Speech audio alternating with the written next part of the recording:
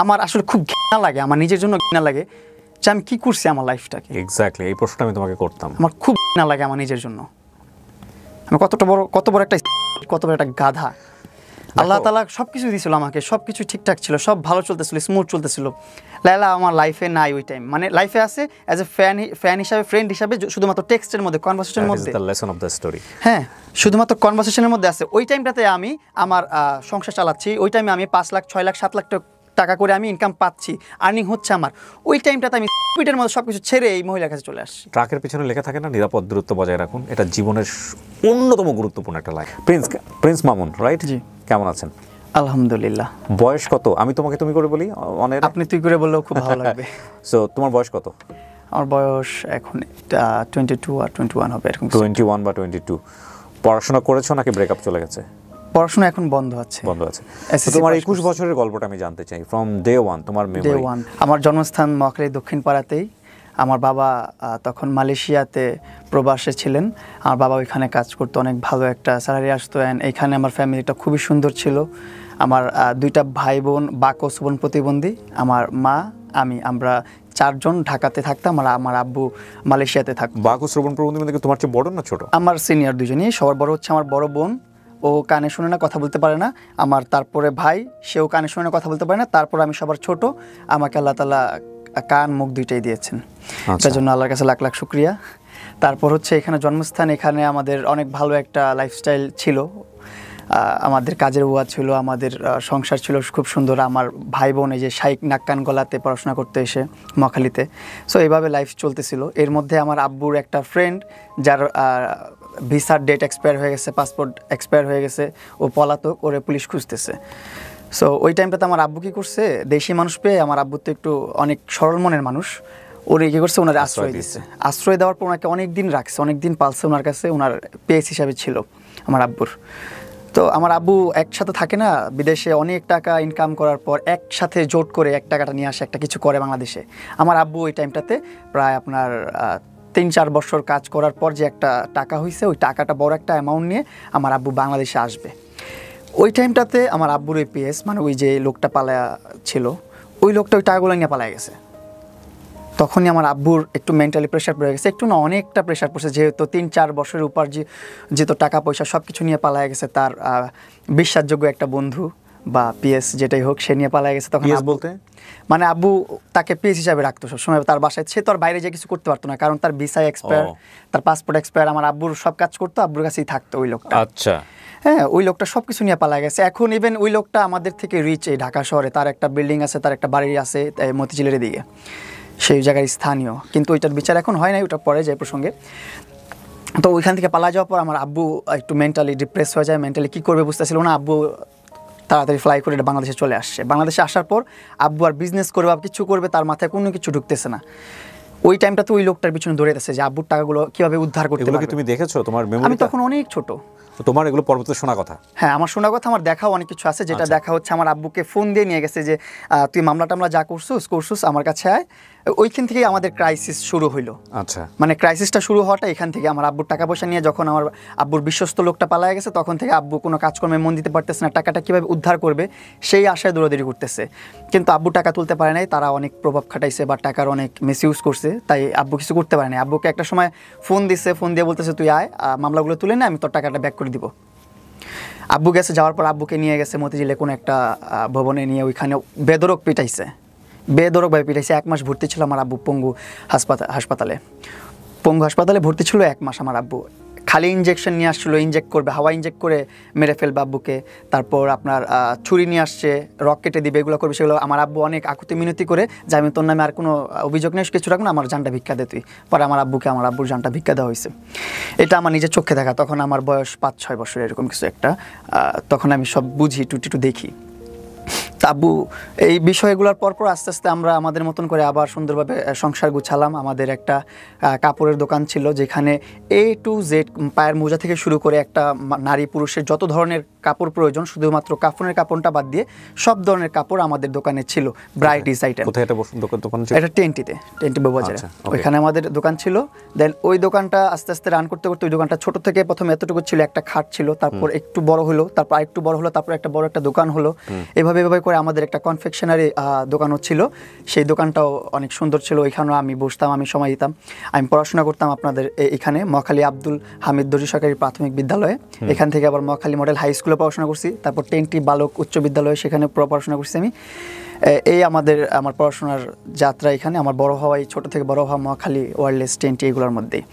এই হচ্ছে আমার জার্নিটা। এর মধ্যে ভালোই চলতেছিল সব কিছু, ফ্যামিলিও সুন্দর চলতেছে ওই টাইমটাতে। 2টা দোকান আমাদের, একটা কনফেকশনারি, একটা কাপড়ের দোকান, বস্ত্রবিতান। তো এই 2টা নিয়ে আমাদের খুব ভালো চলতেছে লাইফটা। দোকানে বসতো কে?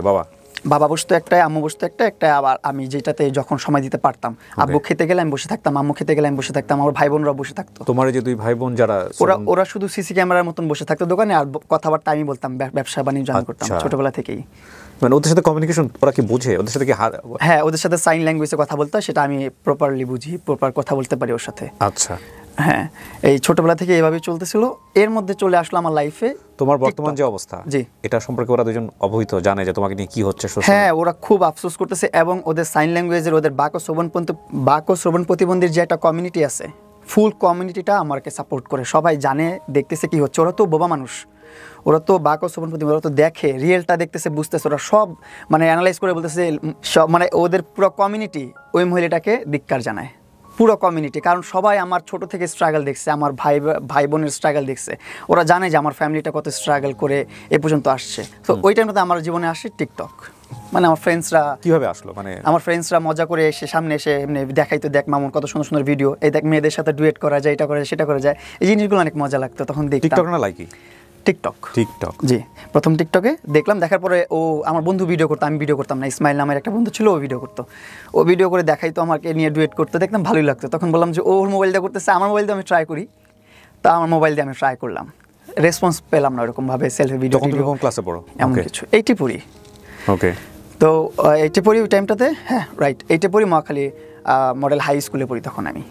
তো ওই টাইমটাতে এই স্কুল ড্রেস পরাও আমার ভিডিও আছে, এই জন্য মনে পড়লো। স্কুল ড্রেস পরাই প্রথম ভিডিও, আমি পাশে বসে বসে মোবাইল টিপতেছি, আমার বন্ধু ড্রেস পরে আছে, আমি ড্রেস পরে আছি, এভাবে ভিডিও নিচ্ছে, আমার ক্লাস ফ্রেন্ড ছিল। গানের সাথে লিপসিং করা? হ্যাঁ, গানের সাথে লিপসিং করা, মেয়েদের সাথে ডুয়েট করাটা। তো ওই ডুয়েট করাটা আমরাও ডুয়েট করতাম। কখনো ভাবি নাই যে একাকিত্বভাবে, ইন্ডিপেন্ডেন্ট ভাবে কন্টেন্ট করবো বা সোলো কন্টেন্ট আপলোড করব। ফান, মেয়েদের সাথে ডুয়েট করা। এই ডুয়েট কি এখন আছে টিকটকে? না বোধহয় আছে, যে কেউ চাইলে ডুয়েট করতে পারে। সো ওইরকম ডুয়েট করতেছে, আমিও ডুয়েট করলাম অনেকদিন, দেখি মানুষ রেসপন্স করে না ডুয়েট ভিডিওগুলো। পরে আস্তে আস্তে চিন্তা ভাবনা করলাম যে কীভাবে নিজের ভিডিওগুলো কোয়ালিটি আপ করা যায়, কীভাবে নিজের ভিডিওগুলো মানুষের সামনে নেওয়া যায়। তখন আমি সিঙ্গেল ভিডিও করা শুরু করলাম, তারপর ডান্সের ভিডিও দিলাম। ডান্সের ভিডিও দেওয়ার পর আমার ভিডিও দেখি রিচ বাড়তেছে। ডান্স কি তুমি আগে থেকে করতে? আমি ছোটোবেলা থেকে ডান্স করি, আমি টিকটকে আসার আগে থেকে ডান্স করি। আমি যখন থেকে বুঝি, মানে বলতে পারেন এক কথায় না অবুঝ থেকেই আমি ডান্স করি। মানুষের ডান্স দেখতাম, দেখে থেকে ওইটাই আমি নাচতাম, হোক আর না হোক আমি ডান্স করতাম। মানুষটা দেখে দেখে আমি ডান্স শিখতাম ছোটোবেলা থেকেই। যত ভালো ভালো ডান্সের ভিডিও আছে ইউটিউবে, ওইগুলো দেখতাম বসে বসে মনোযোগ দিয়ে, হেডফোন একটা লাগায়, বাটন মোবাইল একটা ধরে দেখতাম, শিখতাম। বাসায় বসে বসে একা রিহার্সাল করতাম, একাই ডান্স শেখা হইলো। এভাবে ডান্স করতাম আমি। টিকটকের আগেও ডান্স করতাম, এইখানে যেতাম, ওইখানে যেতাম, বরিশাল যেতাম, কুমিল্লা যেতাম, প্রোগ্রাম করতে যেতাম, ডান্সের প্রোগ্রাম করতে। এটাও একটা লাইফ ছিল আমার, এটা টিকটকে আসার আগের লাইফ। যে যে কোনো দেশের, যে কোনো গ্রামের, যে কোনো জেলায় যেতাম আমি ডান্স করতে, যে কোনো গায়ে হলুদ, বার্থডে, যে কোনো প্রোগ্রাম, ওটা যেখানে সাউন্ড বক্স থাকে, স্টেজ থাকে, সেখানে প্রোগ্রাম করতে যেতাম। এখানে 2000 টাকা, 4000 টাকা, 5000 টাকা, 10,000 টাকা এরকম কন্ট্যাক্ট করে চলে যেতাম, গ্রুপ নিয়ে, 2-3 জন বন্ধুবান্ধব নিয়ে। আমি একটা গ্রুপ ছিল, আমার একটা ডান্স স্কুলও ছিল। আমার একটা ডান্স স্কুল ছিল, যেটা হচ্ছে ব্রাক স্কুল, অনেকেই চিনেন হয়তো বা, বাংলাদেশের ব্রাক স্কুলগুলো। ওই স্কুলগুলো সকালে যখন পড়াশোনা করাইতো, স্কুল টাইমটা শেষ হলে রাতের বেলা আমি আমার ডান্স স্কুল করাইতাম, ক্লাস করাইতাম। আমার প্রায় 15-20 জন স্টুডেন্ট ছিল, তাও ছোটো ছোটো আমার এইজেরই। মানে তুমি কার কাছ থেকে শিখোনি, কিন্তু তুমি অনেকে শেখাই? আমি শিখাইছি। অ্যান্ড আমার একটা বন্ধু আছে হৃদয়, তারপর হৃদয়ের ছোট ভাই আলাবিন, এগুলো আমার মানে বন্ধু বান্ধব নিয়েই আমার সব ন্যাচারালি গিফটেড আর কি। হ্যাঁ, নিয়ে আমি শুরু করলাম, ওদেরকে ডান্স শিখাইলাম। আমি ডান্স শিখা, ওরাও খুব সুন্দর আমার সাথে তাল মিলিয়ে নাচতে পারে। দেন আমরা যে কোনো এলাকায়, যে কোনো জেলায় প্রোগ্রাম করতে চলে যেতাম। সো তুমি টিকটকে এগুলো দেওয়া শুরু করলে? হ্যাঁ, টিকটকে আমি আবার এই ভিডিও দেওয়া শুরু করলাম আমার ডান্সের। তো মানুষ এটা নেওয়া শুরু করলো, অনেক ডান্সের ভিডিওগুলো নিল। পরে আস্তে আস্তে ডান্স দেওয়া শুরু করলাম। তারপর রমনা পার্কে যেতাম প্রতি ফ্রাইডেতে, ওইখানে একটা গেট টুগেদারের মতো হতো, সকল টিকটক ইউজার, ইউজার, ইউটিউবার সব এক হতো ওইখানটাতে। তো ওইখানে যে আমি ভিডিও করতাম, ভিডিও করার আস্তে আস্তে ওইখানে চিনলাম কি লাইকি অ্যাপ। মানুষ এসে ভিডিও করতেছে আমার সাথে, মানে তখন আমি মোটামুটি একটু পাবলিক ফিগার, মানুষ এসে আমার সাথে ভিডিও করে, সেলফি নেয়। যখন মানুষ ভিডিও করতেছে আমার সাথে, তখন আমি দেখতেছি এটা কী অ্যাপস, এটা তো টিকটক না, এটা তো আমি কখনো চিনি নাই, ড্যাশবোর্ডটা তো আমি চিনি না, এটা কি ড্যাশবোর্ড, এটা কি অ্যাপস। পরে বলতেছে ভাই এটা লাইকি অ্যাপ। বললাম ও আচ্ছা। আবার গেলাম, আবার দেখতেছি এরকম অনেক মানুষ টিকটকের চেয়ে বেশি লাইকি ইউজ করতেছে। তো তখন আমি আমার লাইকিতে সুইচ করলাম, যে লাইকিতে একটা অ্যাকাউন্ট খোলা দরকার, দেখি কি হয় ওইখানে, যেহেতু টিকটকের মতোই একটা প্ল্যাটফর্ম। তো লাইকিতে যখন আপলোড করলাম আমার ডান্সের ভিডিও, খুব ভালো রেসপন্স। রাতে আপলোড করছি, সকালবেলা দেখি 9 লক্ষ প্লাস ভিউ একটা ভিডিওতে। এটা পেয়ে তো আমি খুবই খুশি। মানে যেখানে আমার ভিউ আসে 1.5 লাখ, 2 লাখ, 2.5 লাখ, 3 লাখ, ওইখানে ডান্সের ভিডিওতে লাইকিতে চলে আসছে 9 লাখ, একটু পরে দেখে মিলিয়ন। তখন খুব ইন্সপায়ার হলাম আসলে, যে না, কন্টেন্ট করতে হবে, ভিডিও আপলোড করতে হবে। তখন আমি লাইকিতে রেগুলারলি ভিডিও আপলোড করতাম, ডেইলি 15 থেকে 20টা ভিডিও আপলোড করতাম, ডান্সের video, action video, slow motion video. 15 থেকে 20টা? তুমি দোকান টোকান বন্ধ করে দিয়ে এগুলোই করতা? হ্যাঁ, আমি দোকান তো আর আমার দিয়ে চলে না, আমার উপর নির্ভর না। আমি হচ্ছে যে টাইম পাস করে, আমি ওনাদের যখন খাওয়ার সময় হতো বা তাদের রেস্ট টাইম হতো, ওই টাইমটাতে আমি দেখার জন্য বসতাম। অতটা মেজর আমি না। মানে বাবা বসতো বেসিক্যালি? বাবা বসতো, আম্মু বসতো, দুই দোকানে দুজন বসতো। ওকে। তো এইভাবে চলতেছিল লাইফটা। এই ভিডিও করতে করতে যখন আমি লাইকিতে লাইভ শুরু করলাম, দেখলাম লাইকিতে লাইভের একটা অপশন আছে, যেখানে লাইভ করলে একটা টাস্ক দেওয়া হয় যে তুমি 30 দিনে 15 দিন ইফেক্টিভ ডে লাগবে, 15 দিনে তুমি 20,000 গিফট কাউন্ট করতে পারো, বা 40,000, 60,000, 1 লাখ, 2 লাখ, 50 লাখ, 5 লাখ, যত লাখ ইচ্ছা তোমার কাউন্ট করতে পারো। যেই গিফটটা তুমি রিসিভ করবা তার ডাবল তুমি কোম্পানি থেকে ব্যাক পাবা, আরও মানে টাকা দিবে তোমাকে? টাকা দিবে, রাইট। তারপর লাইকি অ্যাপস টাকা দেয়, স্যালারি দেয় ওইটা। তো এটা পেয়ে তো আরও ভালো হলো। প্রথম মাসেই আমার প্রায় 50,000 রিসিভিং হয়ে গেছে। 15 দিন প্লাস, মানে 20-25 দিন ইফেক্টিভ ডে হয়ে গেছে। যেখানে লাগে 15 দিন, আমি 20 দিনের প্লাস দিয়ে দিছি। 40 ঘন্টা লাইভ লাগে, আমি তারও বেশি দিয়ে দিছি। প্রতিদিন 5 ঘন্টা 6 ঘন্টা লাইভ করে ফেলছি আমি। সো এইভাবে আমার লাইভে এক মাসে ইনকাম চলে আসলো 60,000 টাকা। এটা পেয়ে আমি আমার বাবা মাকে বলতেছি, বাবা মা সব বাদ দাও, এখানে ব্যবসা বাণিজ্য আর কিছু করা লাগবে না, সব ক্লোজ। এখন থেকে ফ্যামিলি আমি রান করবো, আমি সব দেখবো, চলো আমরা আমাদের মতন করে মুভ অন করি, আমরা আমাদের মতন করে সুন্দর লাইফ লিড করব। তুমি তখন ক্লাস 8-এ পড়ো? হ্যাঁ, ক্লাস 8-এ পড়ি তখন আমি। ক্লাস 8-এ পড়ে একটা বাচ্চার কাছে প্রথম মাসে 60,000 টাকা আসা এই লাইকি থেকে, এটা আপনি বুঝতেই পারতেছেন যে ওর মাথা খারাপ করার জন্য that is enough money actually. Okay, তারপর দেন ওইখান থেকে আমি বের হয়ে আসলাম। সাইদনগরে আমরা বাসা নিলাম, নতুন বাজার সাইদনগর 100 ফিটে। ওইখানে একটা ফ্ল্যাট নিয়ে আমার ফ্যামিলি। তোমার বাবা মা তোমাকে অনেক লাভ করে? অনেক লাভ করে, আমি আমার বাবা মাকে অনেক লাভ করি। আর এই দুনিয়াতে যত সংগ্রাম আছে সবকিছু আমার ফ্যামিলির জন্য, আমার বাবা মার জন্য। এটা আমি কেন বললাম, কারণ দেখেন বাসা যে চেঞ্জ করলা, এটা কি তোমার কথা শুনে চেঞ্জ করছে? হ্যাঁ, আমার কথা শুনি। মানে কোথা থেকে টাকা আসতেছে, কি করতেছে, কোনো কিছু হিসাব করে নাই তারা? চিন্তা করে দেখছে তারা, আমি তো সারাদিন লাইভ করি, তখন তারা দেখতেছে যে সারাদিন কি করে মোবাইলে। আমি প্রতিদিন লাইভ। আমার আম্মু আমাকে ফুল সাপোর্ট করতো। আমার আম্মু আমি যখন বের হতাম বাসা থেকে, আমি সকালে বের হতাম, দুপুরের খাবার খেতাম না, কিছু করতাম না, 50 টাকা 100 টাকা পকেটে নিয়ে বের হতাম, বাইরে যে সিঙ্গারা খেতাম, এটা খেতাম, সেটা খেতাম, এইভাবে করে আমার লাইফটা চলতো। তখন ভিডিও করতাম, তো অনেক ভিডিও করতাম। সকালে বের হলে সন্ধ্যাবেলা বাসা ফিরতাম, দুপুরের খাবারের হাতে, মাঠে ঘাটে বিভিন্ন জায়গায় ভিডিও করতাম, সব জায়গায়, যেখানে যেভাবে পারতাম। আমার কথা হচ্ছিল তখন যে কন্টেন্ট দিতে হবে, কন্টেন্ট আপলোড করতে হবে, তাহলে আমার ফ্যামিলি সব কিছু একটা ভালো একটা পর্যায়ে নিয়ে যেতে পারবো। আমি বুঝতেছিলাম তখন। ওকে, তারপর যত যাই হোক আমি কন্টেন্ট করবো, অনেক কন্টেন্ট করতাম তখন। এইভাবে লাইফ চলতেছিল। বাবা মাকে নিয়ে সুইচ করে ফেললাম, সাইদনগরে ফ্ল্যাট নিলাম একটা, ওইখানে অনেক বড় সড়ো একটা প্রায় 2000 স্কোয়ার ফিটের একটা বাসা নিলাম, নিয়ে ওইখানে আমার বাবা মা নিয়ে থাকা শুরু করলাম 2018 সাল থেকে। জি, এই 2018 সাল থেকে সাইদনগরে আমার বসবাস, আমার ওইখানে ইনকাম দিয়ে আমার ফ্যামিলি রান করা শুরু করলাম। চলতেছিল সব গুড, সব কিছু ভালোভাবে কন্টেন্ট করতেছিলাম, লাইভ করতেছিলাম। কিছু মাসে ছিল আপনার 1.5 লাখ টাকা ইনকাম আসতেছে, কিছু মাসে 2 লাখ, কিছু মাসে 2.5 লাখ। আবার লাস্ট আপনার 2023 সালে আমার একটা অ্যাপ থেকে পেমেন্ট করতো, আপনার স্ন্যাক অ্যাপটার নাম। ওই অ্যাপ পেমেন্ট করতো আমাকে $5,500 এভরি মান্থ 5,500 অ্যাপের নাম কি? Snack app. কি করে এখানে? সেম ভিডিও আপলোড করতে হয় শুধু। আচ্ছা, এটা এখন এক্সিস্ট করে? হ্যাঁ, এখন এক্সিস্ট করতেছে না, কারণ এখন আর পেমেন্ট দিচ্ছে না স্ন্যাক অ্যাপ। ওকে, তো ফেসবুকের মতো অবস্থা আর কি। আমার লাইকিতে আমি সর্বপ্রথম বাংলাদেশের 10 মিলিয়ন ফলোয়ার হিট করছি। এটার পর তুমুল আলোচনায় চলে আসি আমি শর্ট প্ল্যাটফর্মে। 10 মিলিয়ন লাইকিতে? হ্যাঁ, লাইকিতে এখন অতটা পপুলার না। এখন লাইকিতে পপুলার না, কারণ আমি যখন আমার এটা ব্যান হওয়ার পর থেকে আমি আর হয়ে গেল কেন? ব্যান হয়ে গেল মাঝখানে ওই যে কিছু কন্টেন্ট ক্রিয়েটার আছে, অপু আছে, আরও কিছু কন্টেন্ট ক্রিয়েটার আছে যাদের মারামারি হয়েছিল, দেন আরও ঝামেলা হয়েছিল, তাকে পুলিশে ধরে নিয়ে গেছে।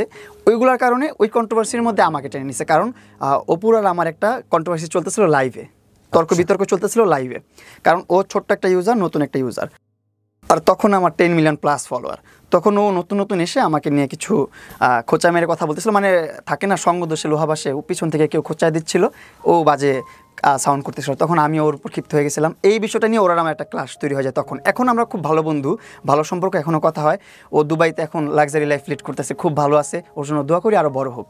আর আমি বাংলাদেশে এখন একজনের ফাঁদে পড়ে দুপে দুপে মরতেছি, আর কিছু করার নাই। তো সো তোমার ওই কারণে লাইকিটা ব্যান হয়ে যায়? লাইক এটা ব্যান হয়ে যায় যে কন্ট্রোভার্সির মধ্যে কারা আছে। এর মধ্যে তো আমি তো সর্ববেশি হাইপে, আমার কন্ট্রোভার্সিটা তত বেশি প্রায়োরিটি নাই। তারপরও বাংলাদেশের সাইবারে যারা লোকজন ছিল তাদের একটু জেলাসি ফিল হইতো, তারা জেলাসি ফিল করতে, ছোট্ট একটা মানুষ এত ফলোয়ার গেইন করে ফেলছে, এত কিছু করতেছে, তারা কীভাবে দমানো যায়, কীভাবে আটকানো যায়। এই জন্য তখন আমার লাইকি অ্যাকাউন্টটা ব্যান করে দিল। তো আমার লাইকি অ্যাকাউন্ট আবার ব্যাক আনছি, যেহেতু আমি লিগেল আছি, যেহেতু আমার লাইনে লিগেল আছি, যতই ষড়যন্ত্র হোক, যতই রাজনীতি হোক, আমি তো আমার লাইনে ঠিক আছে। তারপরে আমি অনেক রিকোয়েস্ট করছি, যত অফিসিয়াল ছিল সবাইকে প্রুভ করছি, পুলিশ ক্লিয়ারেন্স, ডিবি ক্লিয়ারেন্স, যত প্রকার ক্লিয়ারেন্স দরকার পড়ছে সব জায়গায় আমি দৌড়াইছি। ডিবি অফিসে গেছি, পুলিশে গেছি, আপনার সিআইডিতে গেছি, সব জায়গায় গেছি আমি আমার আইডি ব্যাক আনার জন্য। পরে অ্যাটলাস্ট আমার আইডি ব্যাক আনছি, আমি ব্যাক এনে আমি আইডি ফালাই দিছি, আর চালাই না, ইউজ করি না, দেখাই দিলাম তোদেরকে যে আমি লিগেল।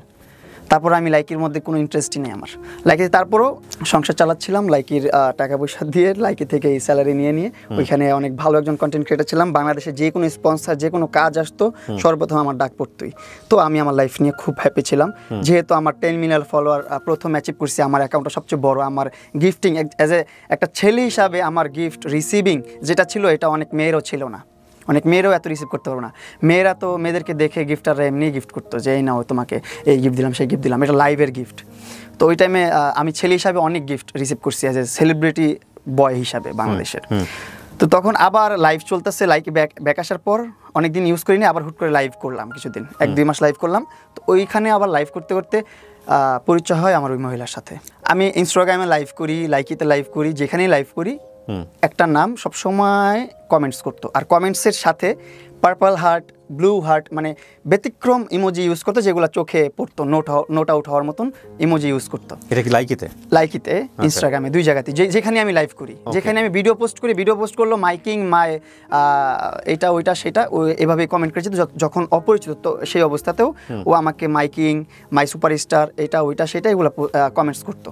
তো এগুলো খুব টাচি লাগে আমার কাছে, যে না মেয়েটা বা এই মহিলাটা খুবই ভালো, আমাকে ভালো ওয়েল উইশার, গুড উইশার, আমি একটু সাপোর্ট করি। কী চায় একটা ফ্যান, কী চায় একটা ইনফ্লুয়েন্সারের কাছ থেকে? একটু অ্যাটেনশন চায়। তো আমি একটু অ্যাটেনশন দিলাম, লাইভ একদিন কলে নিলাম।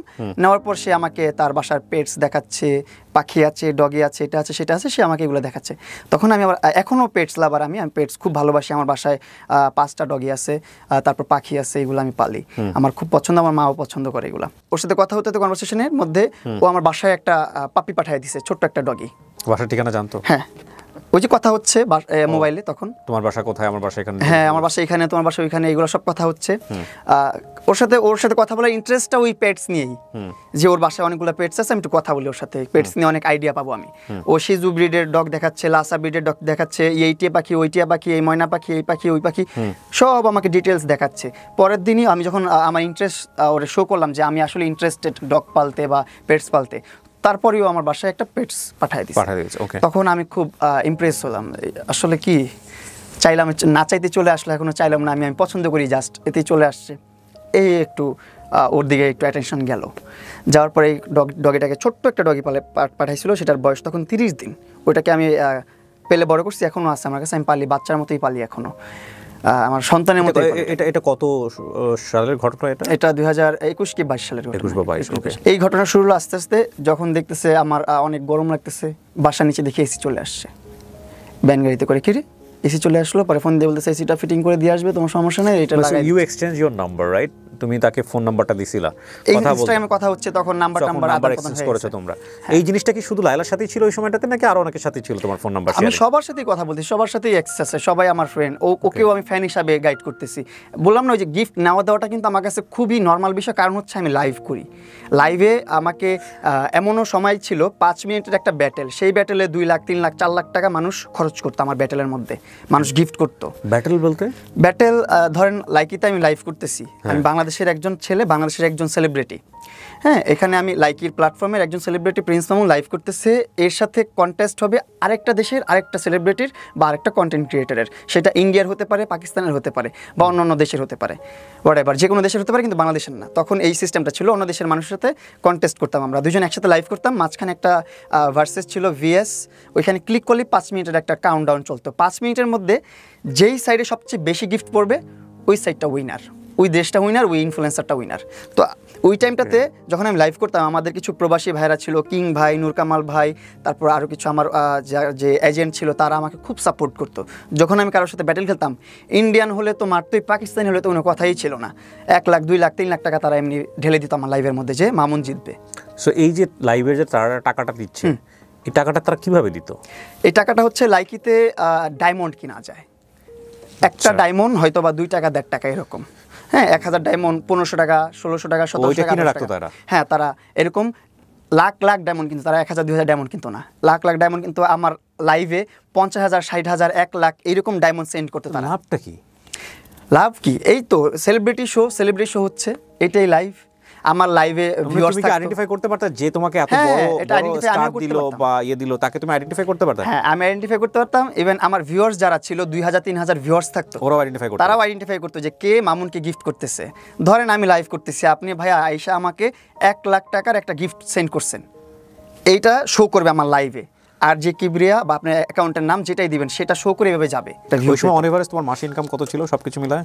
2 লাখ 2.5 লাখ, তারপর বললাম না স্ন্যাক অ্যাপ যখন আসছে তখন 6 লাখ 7 লাখ 8 লাখ এরকম করে ইনকাম আসছে। এটা আপ অ্যান্ড ডাউনের মধ্যে থাকে ইনকাম, ইনফ্লুয়েন্সারদের ইনকাম তো কখনো স্থায়ী থাকে না, স্টেবল থাকে না, আপস অ্যান্ড ডাউনের মধ্যে থাকেই, কাজ করলে টাকা, না কাজ করলে টাকা না। এই যে এখন কাজ করতে পারতেছি না, আমি আমার লাইফের হ্যাসেল নিয়ে তো আমি বাঁচতেছি না, কিভাবে কাজ করবো, কিভাবে ইনকাম করবো। গল্পে আমি একটু পরে আসতে চাই। হ্যাঁ, সো তোমাকে জেতানোর করা হতো, এবং তুমি বলছিলা যে তুমি গরমে থাকলে হঠাৎ করে তোমার বাসার নিচে এসি চলে আসছে এসি, তখন আরও ইমপ্রেস হতাম আস্তে আস্তে। বেডশিট ভালো না লাগলে বেডশিট চলে আসতেছে, মনিটর ভালো না লাগলে মনিটর চলে আসতেছে, সব চলে আসতেছে। তুমি রেগুলার কথা বলতে তার সঙ্গে ওই সময়টাতে, নাহলে তোমার বাসার বেডশিট নিয়ে জানতো কিভাবে? আমি রেগুলার লাইভ করতাম না, সেটা ঠিক আছে, কিন্তু ধরো তোমার বাসায় যে বেডশিট নাই বা তোমার আমার লাইভে দেখতো।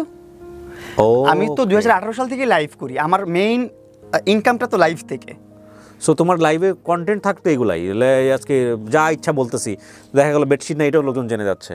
হ্যাঁ, ওইগুলো জানানোর বিষয় না, ওইগুলো নিয়ে কথা বলতাম না লাইভে কথা বলতাম, আমার লাইফস্টাইল নিয়ে আমি কথা বলতাম, যারা লাইভে আসতো ওইখান থেকে আলটিমেটলি পিক করতো বিষয়টা যে ওকে ফাইন, এটা নিয়ে কথা বলছো, আমি এখানে কিছু আমি এমনি গল্প করতাম লাইভে বসে, যেভাবে স্বাভাবিকভাবে গল্প করতাম, মানুষের সাথে কন্টেস্ট খেলতাম, ব্যাটেল খেলতাম, এভাবে করে টাইম পাস করতাম, মানুষ খুব এনজয় পেত। আমরা পানিশমেন্ট ব্যাটেলও খেলতাম, যেমন আমার সাথে আরেকজন থাকবে সেলিব্রিটি, বাংলাদেশের কেউ একজন বা অন্য কোনো দেশের একজন, তাই সে যদি হেরে যায় আমি যা বলবো তার তাই করতে হবে। বলতাম মাথায় পানি ডালতো, মরিচ খেতে বলতাম মরিচ খেতে, এগুলো মানুষ দেখে অনেক মজা নিত, তাদের টাইম পাস হতো। এইগুলো ছিল আমাদের লাইভের কনসেপ্ট। এই লাইভগুলো মানুষ অনেক মিস করে, মানুষ অনেক দেখতে চায় লাইভগুলো, যে একজনকে পানিশমেন্ট দিবে, মজা করবে লাইভের মধ্যে। আমি কখনো লাইকি দেখি নাই, যে কারণে হয়তো অনেকেই যারা লাইকি ইউজার আছেন তারা হয়তো আমার কোশ্চেনগুলোকে অনেকে বোকার মতো মনে করতে পারেন। আমি লাইকিতে একদমই যাইনি কোনোদিন। টিকটকে আমি একেবারেই কম মানে একেবারেই কম। সো আমার খুব একটা আইডিয়া নাই। জি, তারপর এইভাবে আস্তে আস্তে ওর সাথে কথোপকথন, ওর সাথে প্রায় 3 মাস 4 মাস যে কথা বলছি, ওর ফেসটা আমি দেখি নাই কখনো। তাই? হ্যাঁ, তার মধ্যে এত গিফট পাঠিয়ে দিচ্ছে। হ্যাঁ, এত গিফট পাঠিয়ে দিচ্ছে, ওর সাথে ওর ফেসটা দেখি নাই, ওর সাথে দেখা হয় নাই, শুধুমাত্র কথা হতো ফোনে ভিডিও কলে কথা হলো, ওর এক সাইড দেখাইতো, ফুল ফেসটা আমাকে দেখাইতো না। তো তুমি কোয়ারি বলতা না যে তুমি কেন দেখাও না? আমি জোর করতাম না আসলে, আমি বলতাম যে দেখাও, পুরো চেহারাটা দেখাও, এমন করে সেমন করো, দেখাইতো। যখন মেকআপ টেকআপ করতো অনেক বেশি করে তখন দেখাইতো, নর্মালি বেসিক ভাবে দেখাইতো না। আচ্ছা। তো এইভাবে 5-6 মাসে ও ওয়েট লসও করছে অনেক। ও রাস্তার মধ্যে, মানে ওর যে ডিএচএস পার্ক, ওইখানে ও ঘুরতো, সারা রাত ঘুরতো, হাঁটতো, আর আমার সাথে কলে কথা বলতো। আমরা কনভারসেশন করতাম লাইফস্টাইল নিয়ে, কীভাবে কী চললো, সারাদিন কী করলাম, ও কী করতেছে, এগুলো নিয়ে ও গল্প করতেই থাকতো, সারাদিন পেম্পার করতো আমাকে। তোমাকে যত গিফট আসতো তার মধ্যে সবচেয়ে ওর গিফটগুলো ইমপ্রেসিভ ছিল? ওর গিফটগুলো ইমপ্রেসিভ হওয়ার কারণ হচ্ছে ও ভার্চুয়াল লাইফে গিফট করতো না, একদম প্র্যাকটিক্যালি গিফট করতো, এই জন্য ওরগুলো একটু বেশি এক্সক্লুসিভ লাগছে। ততদিনে যেহেতু তোমার সঙ্গে কথাবার্তা হচ্ছে বাই ফোন, সো নিশ্চয়ই তোমরা দুজনের সম্পর্কে শেয়ার করছো যে লাইক ওর লাইফটাকে। না, ওর লাইফস্টাইল নিয়ে ও কখনো কিছু বলে না, শুধু আমারটা শুনছে। তুমি বলেই গেছো? আমি বলে গেছি। ওর লাইফ নিয়ে যখন শুনতে চাইছি, ও যেগুলো বলছে এগুলো এখন আমি যদি বলবো যে বানানোর কথা, সেগুলো তখন তোমাকে যেটা বলছে এটাই বলো আমাকে। হ্যাঁ, তখন আমাকে যখন আমি জানছিলাম তোমার বাসায় কে কে থাকে, বলতো যে আমি একাই থাকি, আমার আম্মু আছে, আমার কাজিনের বাচ্চারা আছে। আমি ভাবলাম ও ঠিক আছে, ঘুরায় ফিরায় দেখাইতো, কাজিনের বাচ্চাদেরকে ওর দেখাইতো, ওরা কেউ আর্মি ব্যাকগ্রাউন্ডের, এতটুকু বলতো। ওর পাস্টে কি জব করছে বা এখন কি জব করতেছে এগুলো নিয়েও কখনো কিছু বলতো না। আমি জিজ্ঞাসা করলেও বলতো না। আমি যখন জিজ্ঞাসা করতাম তোমার বাসার অ্যাড্রেসটা বলো, তুমি খুঁজে নাও, তোমার নাম কি খুঁজে নাও, তোমার বয়স কত খুঁজে নাও, এইগুলো ছিল এটা main point. Kind of mystery character রাখছে। হ্যাঁ, মিস্ট্রি কার্ডটা রাখতো, ও আমাকে বলতেছে খুঁজে নাও। তা আমিও বেশি প্রশ্ন করতাম না, আমারও তো অত কৌতূহল ছিল না যে ওর কাছে অনেক কিছু জানতে হবে ওর লাইফস্টাইল নিয়ে। আমার বিষয় হচ্ছে আমার ফ্যান, ও আমারটা জানুক, এটাই অনেক বিষয়। আমার ওরকে নিয়ে এত ঘাটাঘাটির দরকার নেই। তো এর মধ্যে একটা সময় আসলো যে অনেক ম্যাটেরিয়ালস গিফট করে ফেলছে আমাকে, অনেক ওর যে ফাদ বা ওর যে টার্গেটটা এটাও ফিল আপ হয়ে গেছে। আমি ওর দিকে, তুমি তখন জানো না, আকর্ষিত হয়ে গেছি। তোমার কি গিফট দিয়েছে তখন? ও আমাকে এমনি ম্যাটেরিয়ালস ছোট ছোট কিছু জিনিসপত্র আছে না, যেমন ধরেন মনিটর, এসি, তারপর কি আছে আরো, ডগি, পাপি, পাখি, তো এইগুলাই ছোট ছোট রেগুলার মোটামুটি তোমাকে গিফট দিত? হ্যাঁ, রেগুলার মোটামুটি যখনই মাসে একটা দুটা গিফট দিতই আমাকে। আচ্ছা, আমাকে ইমপ্রেস করার জন্য। আর আমি আস্তে আস্তে, তখন আমার বয়সটা খুব কম ছিল। তুমি দিতে ওকে না? আমি কিছু দিতাম না। আচ্ছা, আমি শুধু ওরে শাট আউট দিতাম আমার লাইফে। শাট আউট বলতাম যে লায়লাকে সবাই ফলো করো, এটা করো, সেটা করো। ওকে লায়লারও লাইকিতে অ্যাকাউন্ট ছিল? হ্যাঁ, ও অ্যাকাউন্ট না থাকলে আমার কিভাবে ও কমেন্টস করতে? ফাইন। তো একটা ফ্যান কি চায়? মতো প্রশ্ন করে ফেলছি। লাইভে শাট আউট দিতাম সব সময়, ব্লু ফেরি লায়লা এরকম ফলো করেন, এটা করেন, সেটা করেন, আমার শুভাকাঙ্ক্ষী, এরকম ভাবে আমি ফলো করাইতাম, মানুষকে বলতাম। মানুষ তখন আমার লাইভের এবারে যত ভিউয়ার্স ছিল সবাই তখন চিনে ফেলছে লায়লাকে। লায়লা একজন শুভাকাঙ্ক্ষী, আমার লায়লা আমাকে গিফট করতেছে, সেটা করতেছে, আমার লাইভে সব দেখতেছে। আমি তো ওপেন সবাইকে দেখাই তখন, এগুলো তো লুকোচুরির কিছু না। একটা মানুষ আমাকে গিফট করতেছে, একটা মানুষ আমাকে কিছু দিচ্ছে, সেটা তো আমি দেখাইতেই পারি, এটা তো লুকানোর কিছু না, আমার বলতেও পারি, আমার বলতেও দ্বিধাবোধ করি না আমি। ও বলার আগেই কিন্তু আমি সব জায়গায় সব যোগাযোগ মাধ্যমে বলে দিছি যে এইগুলো লায়লা আমাকে করছে, এগুলো লায়লা আমাকে দিছে। কারণ কি, আমি আমার দিক থেকে আমি ক্লিয়ার থাকতে চাইছি, অলওয়েজ ফ্রেশ থাকতে চাইছি যে না, এগুলো হয়েছে আমার লাইফে। এইভাবেই চলতেছিল। তারপর হুট করে একদিন মনে হলো যে না, ওর সাথে দেখা করি। একটা মানুষ আমার পিছনে এত টাকা ইনভেস্ট করতেছে, এত টাকা খরচ করতেছে, কেন করতেছে? সে আমার সাথে এখনও দেখা করে নাই, সে আমার সাথে একটা কন্টেন্ট করে নাই, কেন করতেছে? দেখা করতে চায়, কন্টেন্ট করতে চায়, এটাই তো তার মূল উদ্দেশ্য। যাই, তাকে একটু সুযোগ করে দিই। সে হয়তো বা লজ্জা পাচ্ছে, সে করতে পারতেছে না। এই জন্য আমি নিজে ওর বাড়িধারা ডিউচেস যে ওরে খুঁজে বের করছি। ইভেন আমি খুঁজে পাই নাই লাস্ট পর্যন্ত, অনেক বড় এরিয়া তো, এইভাবে পাই নাই খুঁজে, আমি অনেকক্ষণ খুঁজছি, পাই নাই। দেন ও নিজেই বলছে যে 3 নম্বর রোডে আসো, এখানে আসো, এইভাবে আসো, এই যে বাসা এইভাবে। ও অ্যাড্রেস দিয়ে দিছে লাস্টে, যখন দেখছি আমি অনেকক্ষণ খুঁজতেছি, পাই নাই ওকে। পরে আমি ওর বাসা নিচে দাঁড়ালাম, ওই বারান্দায়, ওরা আমি দেখি নাই।